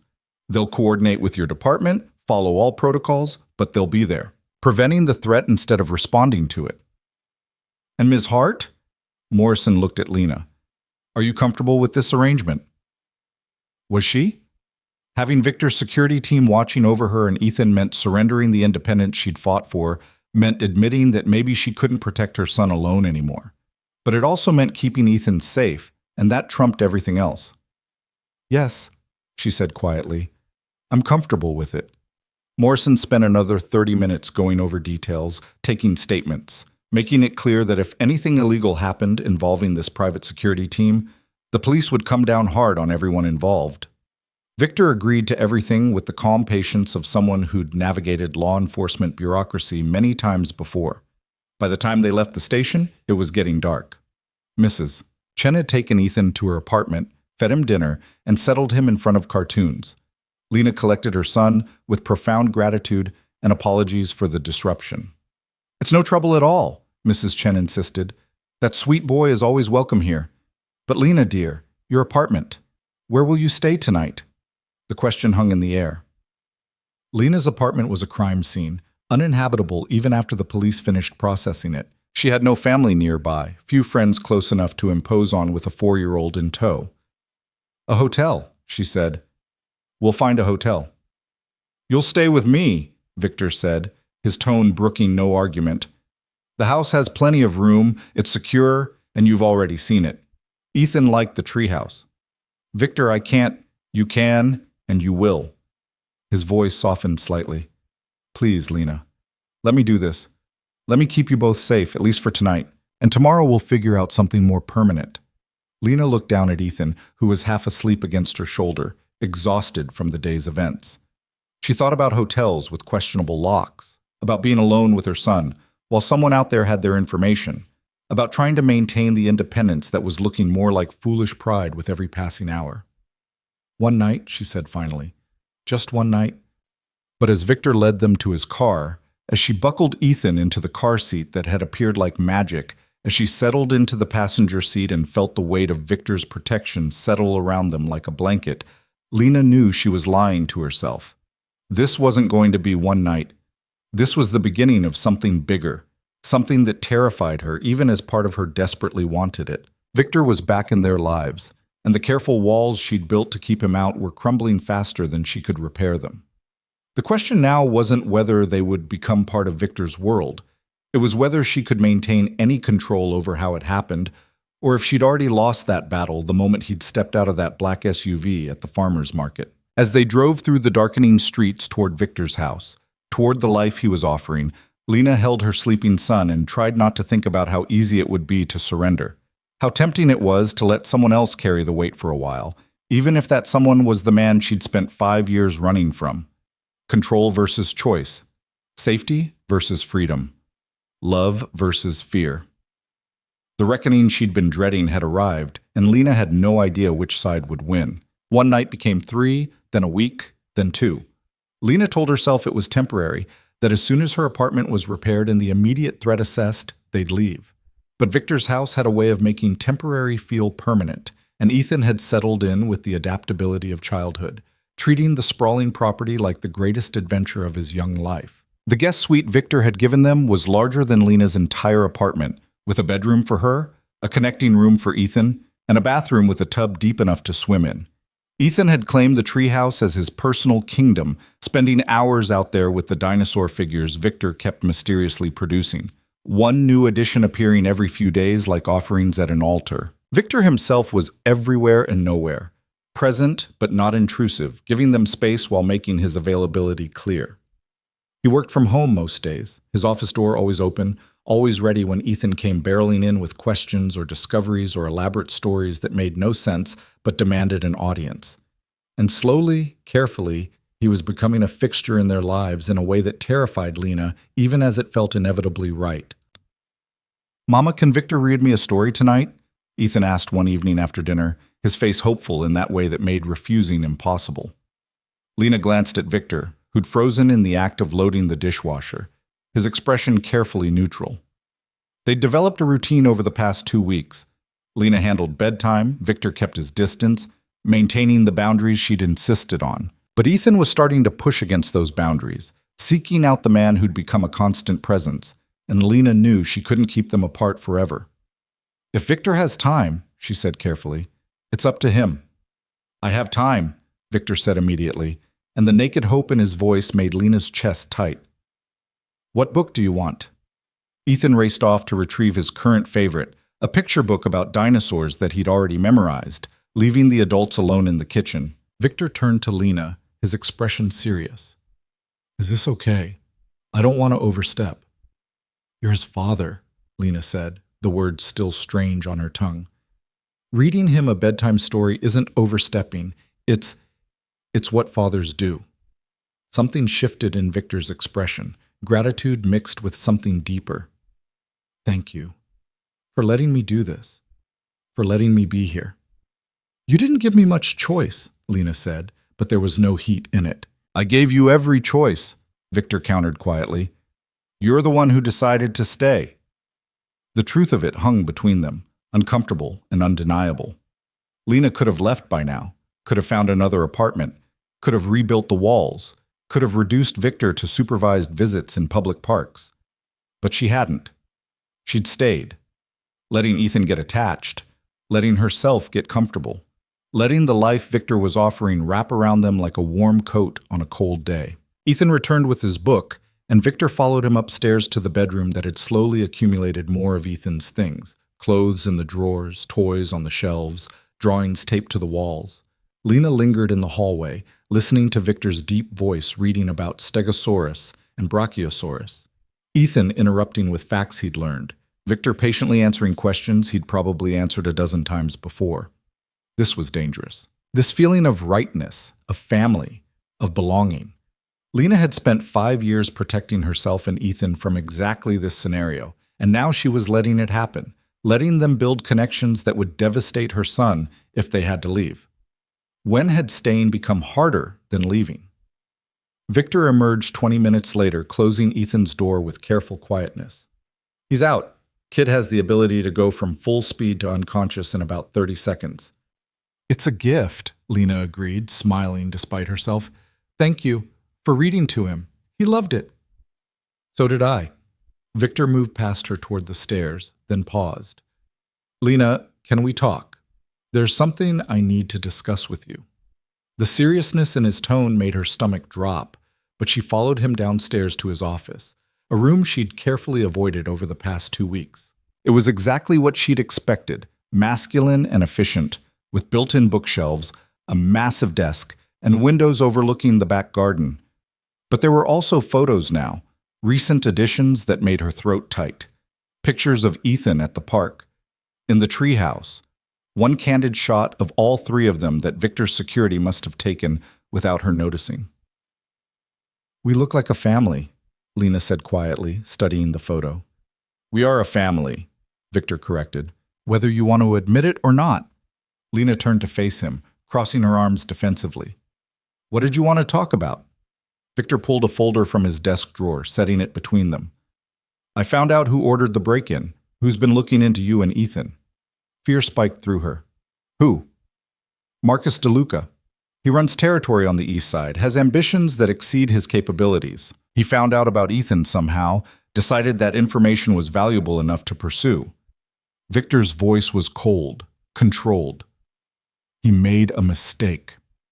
What kind of mistake? Lena's hands were shaking. This was what she'd feared, what she'd run from. Her son reduced to a chess piece in someone else's game. The kind where he underestimated how far I'd go to protect what's mine, Victor said flatly. He's no longer a threat. To you, to Ethan, to anyone. The implications of that statement made Lena feel sick. Victor, what did you do? What I had to do. His expression was unreadable. I made it very clear that my son is off limits, that anyone who even looks at him wrong will have to answer to me personally. The message has been received. By hurting people. Lena backed away, the reality of Victor's world crashing down on the domestic fantasies she'd been living. By using violence. By protecting my family, Victor countered. You think I wanted this? You think I enjoyed having to remind people why they fear me? I've spent 3 years trying to move away from that life, trying to build something legitimate. But I won't risk Ethan's safety for appearances. Not ever. This is exactly what I was afraid of, Lena said, her voice rising. This is why I ran. Because in your world, protection means violence, safety means fear, and family means what? Victor cut her off, his own control starting to fracture. Means I do whatever it takes to keep you safe? Means I don't apologize for eliminating threats? You can judge me all you want, Lena, but don't pretend you don't benefit from it. You and Ethan are safe right now precisely because people know what I'm capable of.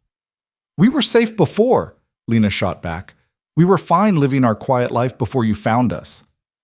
Were you? Victor moved closer, his intensity focused entirely on her. You were hiding, constantly looking over your shoulder, moving every time you felt exposed. You call that safe? You call that fine? Your son didn't even know his own name for the first year of his life because you were so paranoid about being found. That's not safety, Lena. That's survival. And they're not the same thing. The words hit harder than Lena wanted to admit. Because he was right, wasn't he? She'd been surviving, not living, running instead of building roots, teaching Ethan to be cautious instead of confident, all in the name of protection that now felt more like prison. I did what I thought was right, she said, hating how defensive she sounded. So did I. Victor's voice softened slightly. I'm not asking you to approve of my methods. I'm just asking you to trust that everything I do for you and Ethan, to keep you safe, to give you the life you deserve. The life you think we deserve, Lena corrected. You're still making decisions for us, Victor, still controlling the situation. Then tell me what you want. The frustration in his voice was raw, unfiltered.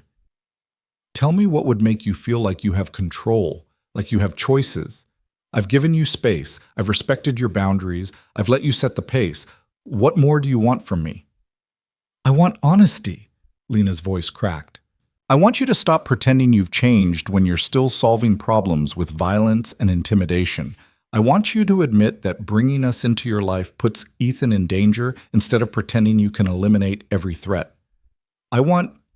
She stopped, swallowed hard. I want to know if you're capable of putting us first or if we're just another thing you own. The silence that followed was deafening. Victor stared at her, something breaking in his expression, and when he spoke, his voice was barely above a whisper. You're not a thing I own. You're the woman I love, the mother of my son, the person who's haunted every decision I've made for the past 5 years. And yes, I'm capable of putting you first. I already do, every single day. Lena felt tears burn behind her eyes. You don't love me, Victor. You love the idea of me. The woman who fit into your world, who didn't ask too many questions, who was content to be protected and possessed. I'm not her anymore. I don't know if I can be. I don't want you to be, Victor said, and the honesty in his voice made her chest ache. I fell in love with a woman who challenged me, who made me question everything, who was brave enough to run when I gave her no other choice. That's who you are, Lena. That's who you've always been. And that's exactly who I want. Even if it means giving up control, Lena challenged. Even if it means letting me make decisions you disagree with. Even then. Victor moved closer, and Lena found she didn't want to step back. I know I have a problem with control. I know I default to making decisions instead of asking, but I'm trying, Lena. Every day I'm trying to be better. to be the man you need instead of the man I've always been. I see you trying, Lena admitted quietly. With Ethan. The way you let him lead conversations, let him make choices about what games to play, what stories to read. You're patient with him in a way I never expected. He makes it easy, Victor said. He's everything I didn't know I wanted. Every time he laughs, every time he shows me something he's discovered, every time he falls asleep holding my hand because I'm reading him stories, his voice roughened. It breaks me, Lena, in the best possible way. He breaks me open and reminds me there's more to life than control and power and fear. Lena's defenses crumbled a little more. This was the Victor she'd glimpsed 5 years ago, the man beneath the ruthless exterior, the one capable of tenderness and vulnerability when he allowed himself to be. He asks about you, she said softly, about whether you're his daddy. I keep deflecting, but he's getting more insistent. 4-year-olds are relentless when they want answers. Victor's expression did something complicated. What do you tell him? That it's complicated, that grown-up stuff is hard to explain, the usual parental dodge. Lena moved to the window, looking out at the garden where Ethan played every day. But he deserves the truth. He deserves to know who you are. Then tell him, Victor said simply. Tell him I'm his father, that I want to be part of his life, that I love him more than I knew it was possible to love anything. And us? Lena turned to face him. What do I tell him about us? Victor closed the distance between them, and Lena's heart hammered in her chest. He was so close she could see the flecks of gold in his dark eyes, could feel the heat of him, could remember with visceral clarity what it had been like to be held by him, loved by him, consumed by him. Tell him we're figuring it out, Victor said quietly. Tell him his parents are learning how to be a family. Tell him... He stopped, his hand coming up to cup her face with a gentleness that made her breath catch. Tell him whatever you're comfortable with. But, Lena, please, don't tell him we're nothing. Don't tell him this is temporary, because I can't accept that. I won't. Victor, his name came out shaky, uncertain. I love you, he said, and the words landed like an earthquake. I've loved you since the moment you walked into my life and refused to be intimidated. I loved you when you ran, and I loved you every day you were gone. And I love you now, even though you're standing here questioning everything about us. You can doubt me all you want. You can push back and fight me and set 1,000 boundaries. But don't doubt that. Lena couldn't breathe, couldn't think, couldn't do anything but stand there feeling 5 years of walls crumble, 5 years of protection dissolve, 5 years of careful distance evaporate like morning fog. I'm terrified, she whispered. I'm terrified of loving you again and losing myself. I'm terrified of letting Ethan get attached and then having to leave. I'm terrified that this... She gestured vaguely at the house, at the life they'd been building, is all an illusion that'll shatter the moment reality intrudes. Then be terrified with me, Victor said, because I'm scared too. I'm scared I'll revert to old habits and drive you away. I'm scared I'll fail Ethan, fail you, fail at being the man you both need. But I'd rather be terrified and trying than safe and alone. The honesty undid her completely. This was Victor without armor, without the carefully constructed persona, just a man who'd found his family and was desperately trying not to lose them again. How could she fight that? How could she maintain her distance when he was offering her everything she'd ever wanted, wrapped in the very thing she feared most? I didn't stop loving you, Lena admitted, the words painful and liberating at once. I tried. I spent 5 years trying, but every time I looked at Ethan, I saw you. And every time I saw you in him, I remembered why I fell in love with you in the first place. Victor's thumb traced her cheekbone, his touch reverent. Then stop fighting this. Stop running. Stay. Not because you're afraid or because it's convenient, but because it's what you want. What we both want. I don't know if I can, Lena said, even as she leaned into his touch. I don't know if I'm strong enough. You're the strongest person I know, Victor said. You survived my world and escaped it. You raised our son alone, protected him, built a life from nothing. You're capable of anything, Lena, including this, including us. The space between them evaporated as Victor pulled her closer, his forehead resting against hers in a gesture so intimate it made her ache. They stood like that for a long moment, breathing the same air, existing in the same space, neither willing to close the final distance, but neither able to pull away. "Tell me what you need," Victor murmured. "Tell me what would make you feel safe enough to try." Lena pulled back slightly, just enough to meet his eyes. "I need you to prove that Ethan comes first. Not your business, not your pride, not your need for control. Him. Always him." "Done," Victor said without hesitation. "What else?" "I need autonomy. Decisions about Ethan, about us, about our lives. They have to be joint decisions. Not you informing me, not you manipulating circumstances. Real discussions where my voice matters as much as yours." "Agreed." Victor's hand moved to the small of her back, holding her steady. "Keep going." "I need transparency. If there are threats, if your business creates danger, I need to know. No protecting me from information because you think I can't handle it. Trust me to be strong enough to face reality." "That one's harder," Victor admitted. "My instinct is to shield you from everything dark. But I understand. I'll try." "Trying isn't enough," Lena said firmly. "Either you commit to honesty or this doesn't work."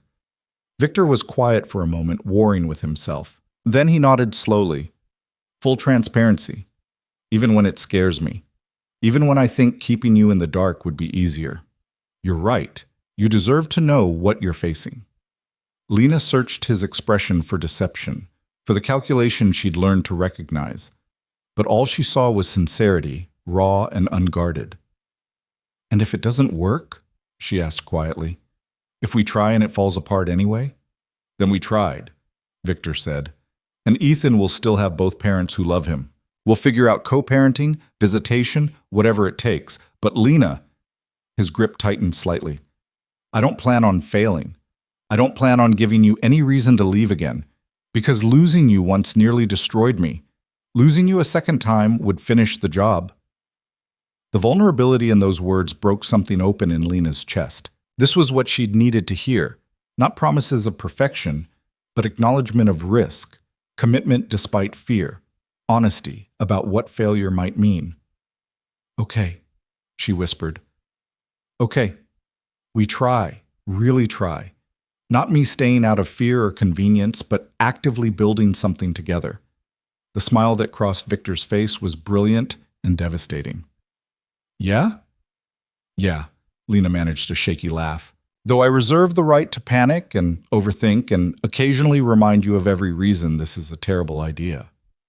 "I wouldn't expect anything less," Victor said, and then he was kissing her, his lips warm and familiar and new all at once.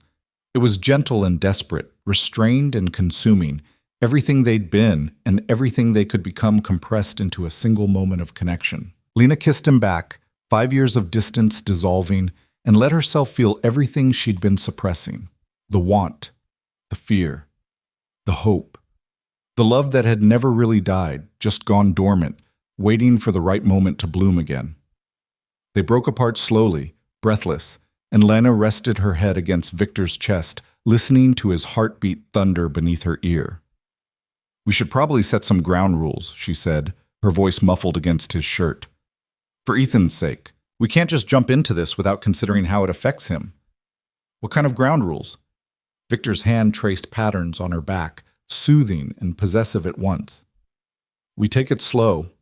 Let him adjust to the idea of us together without overwhelming him. And we wait to tell him you're his father until we're sure this is stable." Lena pulled back to look at him. "I won't let him get attached to the idea of having a dad just to have that ripped away if things don't work out." Pain flashed across Victor's face. "You really think I'd let that happen? That I'd walk away from my son?" "No," Lena said honestly. "But relationships are complicated. People who love each other still sometimes can't make it work. I just want to protect him from getting hurt." "Then we make sure it works," Victor said with the absolute certainty of someone used to bending reality to his will. "We commit. We compromise. We fight like hell to build something that lasts." It's not that simple." "It is exactly that simple," Victor interrupted. "We decide what we want and we make it happen, together, as partners, the way we should have done 5 years ago." Lena wanted to argue, wanted to point out all the ways it could go wrong, all the obstacles they'd have to overcome. But looking at Victor's face, seeing the determination there mixed with hope and love and something that looked almost like faith, She found she didn't want to fight anymore. Together, she agreed softly. As partners. The kiss that followed was different from the first. Less desperate, more certain. A promise being sealed rather than a question being asked. And when they finally pulled apart, Lena felt something shift inside her, some fundamental rearrangement of her priorities and fears and hopes. She was still terrified, still uncertain, still convinced this might all explode in her face. But for the first time in 5 years, she was willing to take the risk. That night, after Victor had reluctantly retreated to his own room and Lena had checked on Ethan for the third time, she lay in bed staring at the ceiling and trying to process everything that had happened. In the span of 2 weeks, her entire life had been upended. The apartment she'd called home was destroyed. The independence she'd prized was compromised. The walls she'd built were crumbling. And yet, she was safer than she'd been in years. Ethan was happier than she'd ever seen him. And she was, not happy, not yet, but something close to it, something that felt like possibility. Her phone buzzed on the nightstand, a text from Victor, even though he was just down the hall. "Thank you for giving us a chance, for trusting me with your heart again. I won't waste it." Lena stared at the message for a long moment, then typed back, "Don't make me regret this." The response came immediately. "I won't. I promise." Lena set the phone aside and closed her eyes, letting herself imagine a future where this worked, where Ethan grew up with both parents, where she and Victor built something real and lasting, where the love that had once consumed them could become something healthier, more balanced, more sustainable. It was terrifying and exhilarating in equal measure. But as she drifted off to sleep, for the first time in 5 years, Lena wasn't planning her next escape route. She wasn't mapping out contingencies or preparing for the worst. She was simply allowing herself to hope. And that, she thought as sleep claimed her, might be the bravest thing she'd ever done. 3 months later, Lena woke to sunlight streaming through windows that now felt like home, and the sound of her son's laughter echoing from somewhere downstairs. She stretched lazily, allowing herself the luxury of a slow morning, something that would have been impossible in her old life of constant vigilance and exhaustion. The bed beside her was empty, but still warm, Victor's absence explained by the voices drifting up from the kitchen. She could hear him talking to Ethan, their conversation punctuated by the clatter of dishes and the beep of the coffee maker. Domestic sounds. Normal sounds. The kind of mundane morning symphony that still sometimes made her chest tight with disbelief. Lena pulled on a robe and padded downstairs, pausing in the doorway to watch father and son collaborate on what appeared to be pancakes. Ethan stood on a step stool at the counter, his small hands carefully pouring batter into a bowl, while Victor supervised with the kind of intense focus he once reserved for business negotiations. "Not too much, buddy. Remember what happened last time when we overfilled the bowl?" "It went everywhere," Ethan giggled, clearly delighted by the memory of batter-covered chaos. "But we cleaned it up, right, Daddy?" The word still made Lena's heart skip. They told Ethan the truth 6 weeks ago, sitting him down in the treehouse with the kind of careful preparation usually reserved for major announcements. Lena had been terrified of how he'd react, worried about confusion or anger or rejection. But Ethan had simply looked at Victor with those dark eyes so like his father's and said, "I knew it. You have the same nose as me." Children, Lena had learned, were far more resilient than adults gave them credit for. "Good morning," she said from the doorway, and both males turned toward her with matching smiles that made her wonder how she'd ever convinced herself they weren't related. "Mama, we're making pancakes. Daddy said I could flip them if I'm very careful." Ethan's excitement was infectious. "I'm sure that'll go perfectly well with no disasters whatsoever," Lena said dryly, moving into the kitchen to pour herself coffee from the pot Victor had already brewed. He knew how she took it now. 2 sugars, splash of cream, and the simple fact of that knowledge felt intimate in a way that still surprised her. Victor caught her eye over Ethan's head, his expression warm. "Morning. Sleep well?" "Better than I have in years," Lena admitted, and it was true. The nightmares that had plagued her for so long, dreams of being found, of Ethan being taken, of violence erupting into their careful peace, had gradually faded. She still had bad nights occasionally, but Victor had learned to recognize the signs, to hold her through the worst of it without demanding explanations she wasn't ready to give. They'd fallen into rhythms, the 3 of them. Mornings in the kitchen, Ethan's boundless energy filling spaces that had once felt too large and empty. Afternoons when Victor worked from home while Lena pursued the online degree she'd abandoned years ago, Ethan playing nearby or attending the small private preschool Victor had carefully vetted. Evenings together, dinner as a family, bedtime stories that both parents now shared. It wasn't perfect. They still fought, still navigated the complicated terrain of two strong-willed people learning to compromise. But they were trying, actively and intentionally, and that made all the difference. "Can we go to the park after breakfast?" Ethan asked, his attention already moving to the next activity. "I want to show Daddy how high I can swing now." "We'll see," Lena said automatically, the parental dodge that meant probably yes, but with conditions. She looked at Victor. "Do you have meetings today?" "Nothing that can't be rescheduled," Victor said, and the ease with which he said it still amazed her. The Victor she'd known 5 years ago would never have canceled business for a park visit. But this Victor, the one who'd slowly been revealing himself over the past months, had different priorities.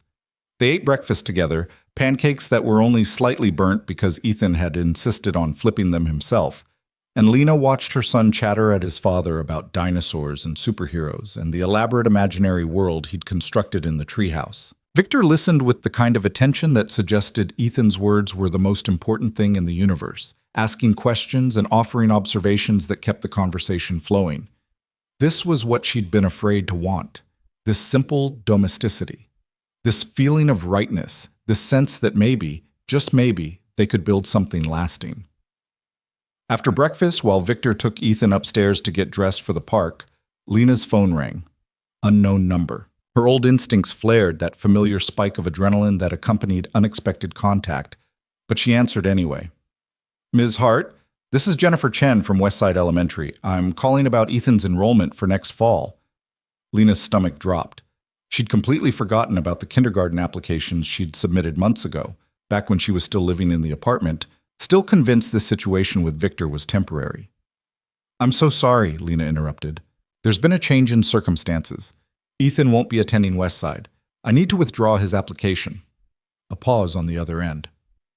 "Oh, may I ask if he'll be enrolling elsewhere in the district?" "I'm not sure yet," Lena admitted, because she and Victor hadn't actually discussed this, hadn't talked about what Ethan's education would look like, whether he'd attend public school or private, whether they'd even stay in this neighborhood or move somewhere else entirely. They'd been so focused on building their relationship day by day that they hadn't planned for the future. She ended the call and sat staring at her phone, the weight of unasked questions pressing down on her. What were they doing? Where was this going? She'd been living in Victor's house for 3 months, sharing his life, letting Ethan get attached, but they hadn't actually defined what this was or where it was headed. "Everything okay?" Victor appeared in the doorway, Ethan already racing past him toward the front door with his shoes in hand. "We need to talk," Lena said, and watched Victor's expression shift to something cautious. "Not a bad talk, just we need to make some decisions about the future, about what this is." Victor moved closer, his focus narrowing to her with that intensity that still made her breath catch. "What do you want it to be?" "I don't know," Lena said honestly. "I just know we can't keep existing in this limbo. Ethan has kindergarten enrollment coming up. I need to figure out what to do about work beyond the part-time remote stuff I've been doing. We need to define this. What we are. What we're building." "Okay," Victor said simply. "Let's talk tonight, after Ethan's asleep. Really talk. About everything. Make actual plans instead of just taking it day by day." The agreement should have relieved her, but instead Lena felt anxiety coil tighter. Because talking meant confronting all the things they'd been avoiding, all the questions she'd been too afraid to ask. What if they couldn't agree? What if Victor's vision of their future was incompatible with hers? What if this fragile thing they'd built shattered under the weight of reality? The park visit was a welcome distraction. Ethan ran wild, burning off energy while Victor pushed him on the swings, and Lena watched from a bench, her mind churning through possibilities and fears. Other parents dotted the playground, and Lena found herself studying them, the married couples, the divorced co-parents awkwardly navigating shared custody, the single mothers doing it alone. Which category did she and Victor fit into? What were they becoming? "Mama, watch!" Ethan called from the top of the slide, and Lena dutifully watched, applauding when he reached the bottom, her smile automatic even as her thoughts spiraled. Victor joined her on the bench, his shoulder brushing hers. You're overthinking. I'm considering variables, Lena corrected. There's a difference. Is there? Victor's hand found hers, his fingers lacing through in a gesture that had become natural over the past months. Lena, whatever we need to figure out, we'll figure it out together. That's what we agreed. I know, She stopped, watching Ethan climb the ladder again. I'm scared that what I want and what you want might not align. And then we're back to you making decisions and me feeling trapped. Or me pushing back and you feeling rejected. I don't want to go backwards. Then we won't, Victor said with the certainty of someone who'd spent a lifetime making things happen through sheer force of will. But then he paused, reconsidered. Or if we do go backwards, we'll recognize it and course correct. That's what this is, Lena. Not perfection. Just constant adjustment and communication and choosing each other every day. Lena leaned into him, letting his solid presence ground her. When did you get so wise about relationships? I've been reading books, Victor admitted, and Lena pulled back to stare at him. Books? What kind of books? Parenting books. Relationship books. Anything I could find about being a better partner and father. He looked almost embarrassed. I know I don't have the instincts for this, so I'm learning, actively. The image of Victor Romano, feared businessman and former crime boss, reading relationship self-help books, was so incongruous it made Lena laugh, surprised and genuine. That's actually incredibly sweet. Don't tell anyone, Victor said, but he was smiling. I have a reputation to maintain. They stayed at the park until early afternoon, then stopped for ice cream on the way home. Ethan's face covered in chocolate by the time they pulled into the driveway. The normalcy of it all, the sticky hands and cheerful chaos and easy affection, felt like a miracle Lena was still afraid to trust completely. That evening, after Ethan was bathed and storied and tucked into bed, Lena found Victor in his office. He'd cleared space on the sofa, had poured 2 glasses of wine, and had what looked like a notebook open on the coffee table. You're really prepared for this conversation, Lena observed, settling onto the sofa beside him. I've been thinking about it for weeks, Victor admitted, waiting for you to be ready to have it, but I didn't want to push. Lena took a sip of wine, fortifying herself. Okay, so let's start with the practical stuff. Ethan needs to be enrolled somewhere for kindergarten. What are our options? Victor flipped open the notebook, revealing pages of handwritten notes and printed information about various schools. I've researched both public and private options within a 30-minute radius. The public school in this district has an excellent rating, but there's also Riverside Academy, private, smaller class sizes, strong academics but not pretentious, and Montessori programs if we want something more alternative. Lena stared at the notes, touched by the thoroughness of his research. You've really thought about this. He's my son. Of course I've thought about it. Victor met her eyes. But ultimately, it's your decision too. I have opinions, but I want to hear yours first. The fact that he'd led with her opinion instead of his own preferences felt significant. Lena studied the information he'd compiled, asking questions, weighing options. They discussed class sizes and teaching philosophies and proximity to home until a picture started to emerge. I think Riverside, Lena said finally. The smaller environment feels right for him, and the academics are strong without being overwhelming. But Victor, that tuition isn't a concern, Victor finished. If that's what's best for Ethan, then that's what we'll do. Money had been another adjustment. Lena had insisted on maintaining some financial independence, had taken remote work that let her contribute to expenses, even though Victor had made it clear he didn't need or expect it. They'd found a compromise. She paid for groceries and Ethan's clothes. He handled everything else. It wasn't equal, but it let Lena maintain some autonomy while accepting the reality of Victor's resources. Okay, Riverside it is. Lena made a note on her phone. What else? Victor took a breath and Lena recognized the tell. This was the hard part, the conversation he'd been building toward. I want to marry you, he said simply. I want us to be a family legally, not just practically.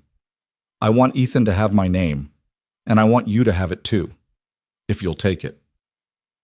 Lena's heart stuttered. She'd known this was coming, had felt it building over the past weeks, but hearing it stated so baldly still made her breath catch. Victor, let me finish, he said gently. I know it's fast. I know we've only been doing this for 3 months. But Lena, I've loved you for 5 years. I've wanted this for 5 years. The only thing that's changed is that now I'm smart enough to do it right, to make it a partnership instead of a possession. I'm not asking you to answer tonight. I'm putting it on the table so you know where I stand. Lena set down her wine glass with shaking hands. Marriage, legal ties, making this permanent in a way that terrified her even as part of her desperately wanted it.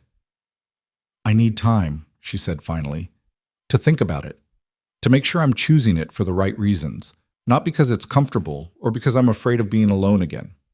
Take all the time you need, Victor said. Weeks, months, whatever. I'm not going anywhere, and neither are you. We can figure out the rest as we go. But even as he said it, Lena knew her answer, had known it really, since that night in his office when they'd stopped fighting the inevitable. She was just afraid to say it out loud, to make it real, to acknowledge that she was choosing this life with full awareness of what it meant. Ask me again, she said quietly. Properly. Not as a statement of intent, but as a real question. Victor's expression shifted, surprise giving way to hope, giving way to determination. He stood, pulled something from his desk drawer, and returned with a small velvet box that made Lena's heart hammer. I bought this a month ago, he admitted. I've been carrying it around, waiting for the right moment. Guess this is it. He knelt in front of her, the box open to reveal a ring that was perfect in its simplicity. A single diamond, elegant and understated, nothing ostentatious or showy. Exactly what Lena would have chosen for herself. Lena Hart, Victor said, his voice steady despite the emotion in his eyes. You're the love of my life, the mother of my son, and the strongest person I know. You challenged me to be better, and you gave me a second chance I never deserved. I'm asking you to take a chance on us, on building a life together, on being partners in every sense of the word. Will you marry me? Lena looked at him, this man who'd terrified her and loved her and driven her to run halfway across the country. This man who'd found her again and refused to give up, who'd learned and grown and changed in ways she'd never thought possible. This man who read parenting books and built tree houses and held her through nightmares and made her son laugh with a joy she'd never been able to give him alone. Yes, she whispered and watched joy transform his face. Yes, I'll marry you. Victor slid the ring onto her finger, and Lena felt the weight of it settle like a promise. Then he was pulling her down to the floor with him, kissing her with a passion that still made her dizzy. And Lena kissed him back with everything she had, all the love and fear and hope and trust that had been building over these months. They broke apart breathless, foreheads pressed together, and Lena laughed shakily. This is insane! We're insane! 3 months ago, I was convinced you were going to ruin our lives. And now? Victor's thumb traced her cheekbone, the gesture achingly tender. Now I think maybe you might save them instead, Lena admitted. If I let you, if we do this together. Together, Victor agreed. Always together. The wedding happened 6 weeks later, a small ceremony in the garden with only close friends and family. Lena wore a simple cream dress. Ethan served as ring bearer with solemn importance, and Victor cried when she walked down the makeshift aisle on Mrs. Chen's arm. The older woman beaming with the joy of someone who'd been rooting for them from the beginning. They said vows they'd written themselves, promises of partnership and honesty, and choosing each other every day. Lena promised to trust him with her heart, to believe in his capacity for change, to build a life that honored both their strengths. Victor promised to always ask instead of assume, to value her autonomy as much as her safety, to be worthy of the second chance she'd given him. When the officiant pronounced them married, Ethan cheered louder than anyone, and Lena felt something settle in her chest, a sense of rightness, of coming home, of finally being exactly where she was meant to be. The months that followed were an adjustment. Lena officially changed her name to Romano, gave Ethan the same last name, started building a life that wasn't defined by running or hiding. She finished her degree, started working part-time at a nonprofit that helped domestic violence survivors rebuild their lives, found purpose in using her experiences to help others. Victor continued transitioning his business toward legitimate enterprises, a process that was slower and more complicated than Lena had imagined, but that he pursued with dogged determination. There were still moments when his past surfaced, when old contacts or old habits threatened to pull him back. But he talked to her about it now, let her help him navigate the difficult choices, treated her like a partner instead of someone to protect from reality. Ethan thrived, growing more confident and joyful with each passing month. He started kindergarten at Riverside Academy, made friends easily, came home every day with stories and artwork, and an enthusiasm for learning that made Lena's heart swell.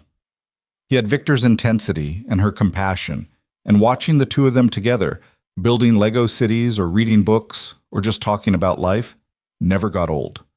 1 year after their wedding, Lena discovered she was pregnant again.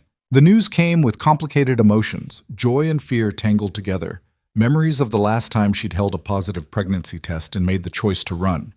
But this time, when she told Victor, he held her and wept and promised her that this time would be different, that she wouldn't have to face anything alone. The pregnancy was easier than Ethan's had been, partly because Lena wasn't carrying the weight of fear and secrecy, partly because she had support she'd lacked the first time. Victor attended every appointment, asked a million questions, read even more books about pregnancy and infant care. Ethan was excited about becoming a big brother, already planning all the things he'd teach the baby. Their daughter was born on a cool spring morning, arriving early just like her brother had. They named her Sophia, and when the nurse placed her in Lena's arms, when Victor looked at both his children with wonder and love and fierce protectiveness, Lena felt the last piece of her fear dissolve. This was her family. Messy and complicated and built on second chances and hard-won trust. But hers. Theirs. 2 years after that, Lena stood in the kitchen of their home, expanded now to accommodate their growing family, and watched her children play in the garden while Victor worked at the table beside her, his laptop open, but his attention clearly divided between spreadsheets and the scene outside. Ethan was 7 now, all gangly limbs and endless energy, teaching Sophia how to navigate the treehouse that had been expanded to accommodate 2 children instead of 1. Their daughter was fearless, climbing without hesitation, trusting her big brother completely. "They're going to give me a heart attack," Victor said, watching Sophia scale a ladder that seemed too tall for a 2-year-old. "She's fine. Ethan won't let anything happen to her." Lena moved behind him, wrapping her arms around his shoulders and pressing a kiss to his temple. "You worry too much. I'm a father. Worrying is in the job description." But Victor was smiling, his hand coming up to cover hers where it rested on his chest. Lena's phone buzzed with a reminder. A meeting at the nonprofit in an hour, a case she was consulting on. Her work had expanded over the years, her expertise in survival and reinvention making her invaluable to women trying to escape dangerous situations.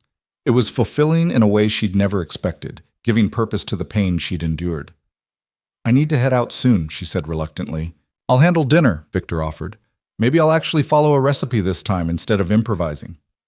"You say that every time, and yet somehow we always end up with experimental pasta," Lena teased, but she was smiling. Victor's cooking had become a running joke in their household, enthusiastic but unpredictable. She kissed him properly before leaving, a kiss that still had the power to make her heart race even after years of marriage. Some things never changed, even when everything else did. Driving to her meeting, Lena reflected on the journey that had brought her here. 5 years of running, convinced that safety meant solitude, that protecting Ethan meant keeping Victor out of their lives. And then that Saturday at the farmer's market, the moment her carefully constructed world had crumbled, forcing her to confront everything she'd been avoiding. She'd been so certain she knew what was best, so convinced that Victor's world would destroy them. And in some ways, she'd been right. His world was dangerous, complicated, full of threats that required constant vigilance. But what she'd learned was that running from danger didn't eliminate it. It just meant facing it alone. And being with Victor, building a partnership based on trust and communication and shared responsibility, was stronger than any protection she could have provided solo. Their life wasn't perfect. They still fought, still struggled with Victor's controlling tendencies and Lena's occasional need to bolt when things got intense. But they worked through it, talked through it, chose each other even when it was hard. And their children were growing up in a world where love was complicated but constant, where safety came from unity rather than isolation, where family meant showing up even when it was difficult. That evening, after her meeting, Lena returned home to chaos. Dinner bubbling over on the stove, Ethan covered in what looked like tomato sauce, Sophia shrieking with laughter from her high chair, and Victor in the middle of it all looking simultaneously overwhelmed and delighted. "I may have underestimated the complexity of lasagna," he admitted when Lena appeared in the doorway. "You think?" But Lena was laughing, moving to help, falling into the familiar rhythm of family dinner. They salvaged the meal, got the children cleaned up and fed, managed bedtime routines that involved 2 stories, 3 glasses of water, and Ethan's insistence on explaining his entire day in exhaustive detail. Later, when both children were finally asleep and the kitchen was clean and the house was quiet, Victor found Lena on the back patio, looking up at the stars. "Penny for your thoughts?" He settled beside her, his arm coming around her shoulders. "Just thinking about how different everything is from how I imagined it would be," Lena said. 5 years ago, if someone had told me I'd be here, married to you, with 2 kids, and a life I actually love instead of just endure, I would have thought they were crazy." "Regrets?"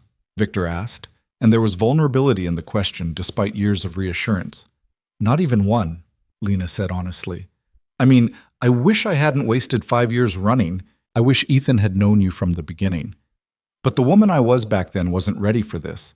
I had to become who I am now to make this work." "We both did," Victor agreed. "I had to learn that love isn't about control, that protection doesn't mean possession, that the strongest thing I could do was give you the freedom to choose me instead of forcing you to stay."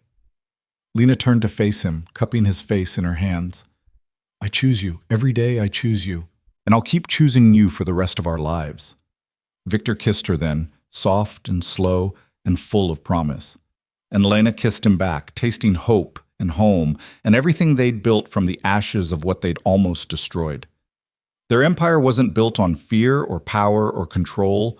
It was built on trust, on partnership, on 2 people who'd been willing to fight for each other even when the odds seemed impossible. It was built on honesty and compromise and the daily choice to show up, to communicate, to try. It was built on love, messy and complicated and real. And it was everything Lena had never known she wanted, everything she'd been too afraid to hope for, everything that made the risk worthwhile. She'd stopped running, she'd stopped hiding, she'd stopped believing that safety meant solitude. And in its place, she'd found something better. She'd found a partner who valued her strength instead of fearing it. She'd found children who thrived in the security of being loved by both parents. She'd found purpose in helping others escape the fear she'd finally conquered. She'd found home, not in a place, but in people, in the family she'd been terrified to build and now couldn't imagine living without. The past had finally stopped chasing them, and the future stretched out ahead, full of possibility and promise, and the kind of happiness that only comes from choosing love over fear, trust over control, togetherness over safety and isolation. Lena Hart Romano had spent 5 years running from Victor Romano, but in the end, running toward him had been the bravest thing she'd ever done. And every day since, she'd proven that bravery wasn't about never being afraid. It was about being afraid and choosing love anyway. Their story wasn't about escape or hiding or protection through distance. It was about arrival, about finding the courage to stand still, to trust, to build something lasting in a world that often felt too dangerous to risk your heart. It was about power and devotion finally aligning, creating something stronger than either could have built alone. It was about family, chosen, fought for, and cherished. And it was about love that didn't disappear just because it was dangerous, but instead became something worth fighting for precisely because of what it cost. They'd paid the price. They'd done the work. They'd earned this peace. And as Lena sat under the stars with Victor's arms around her and their children sleeping safely inside, she knew with absolute certainty that every moment of fear, every mile of running, every tear of doubt had been worth it, because it had led her here, home,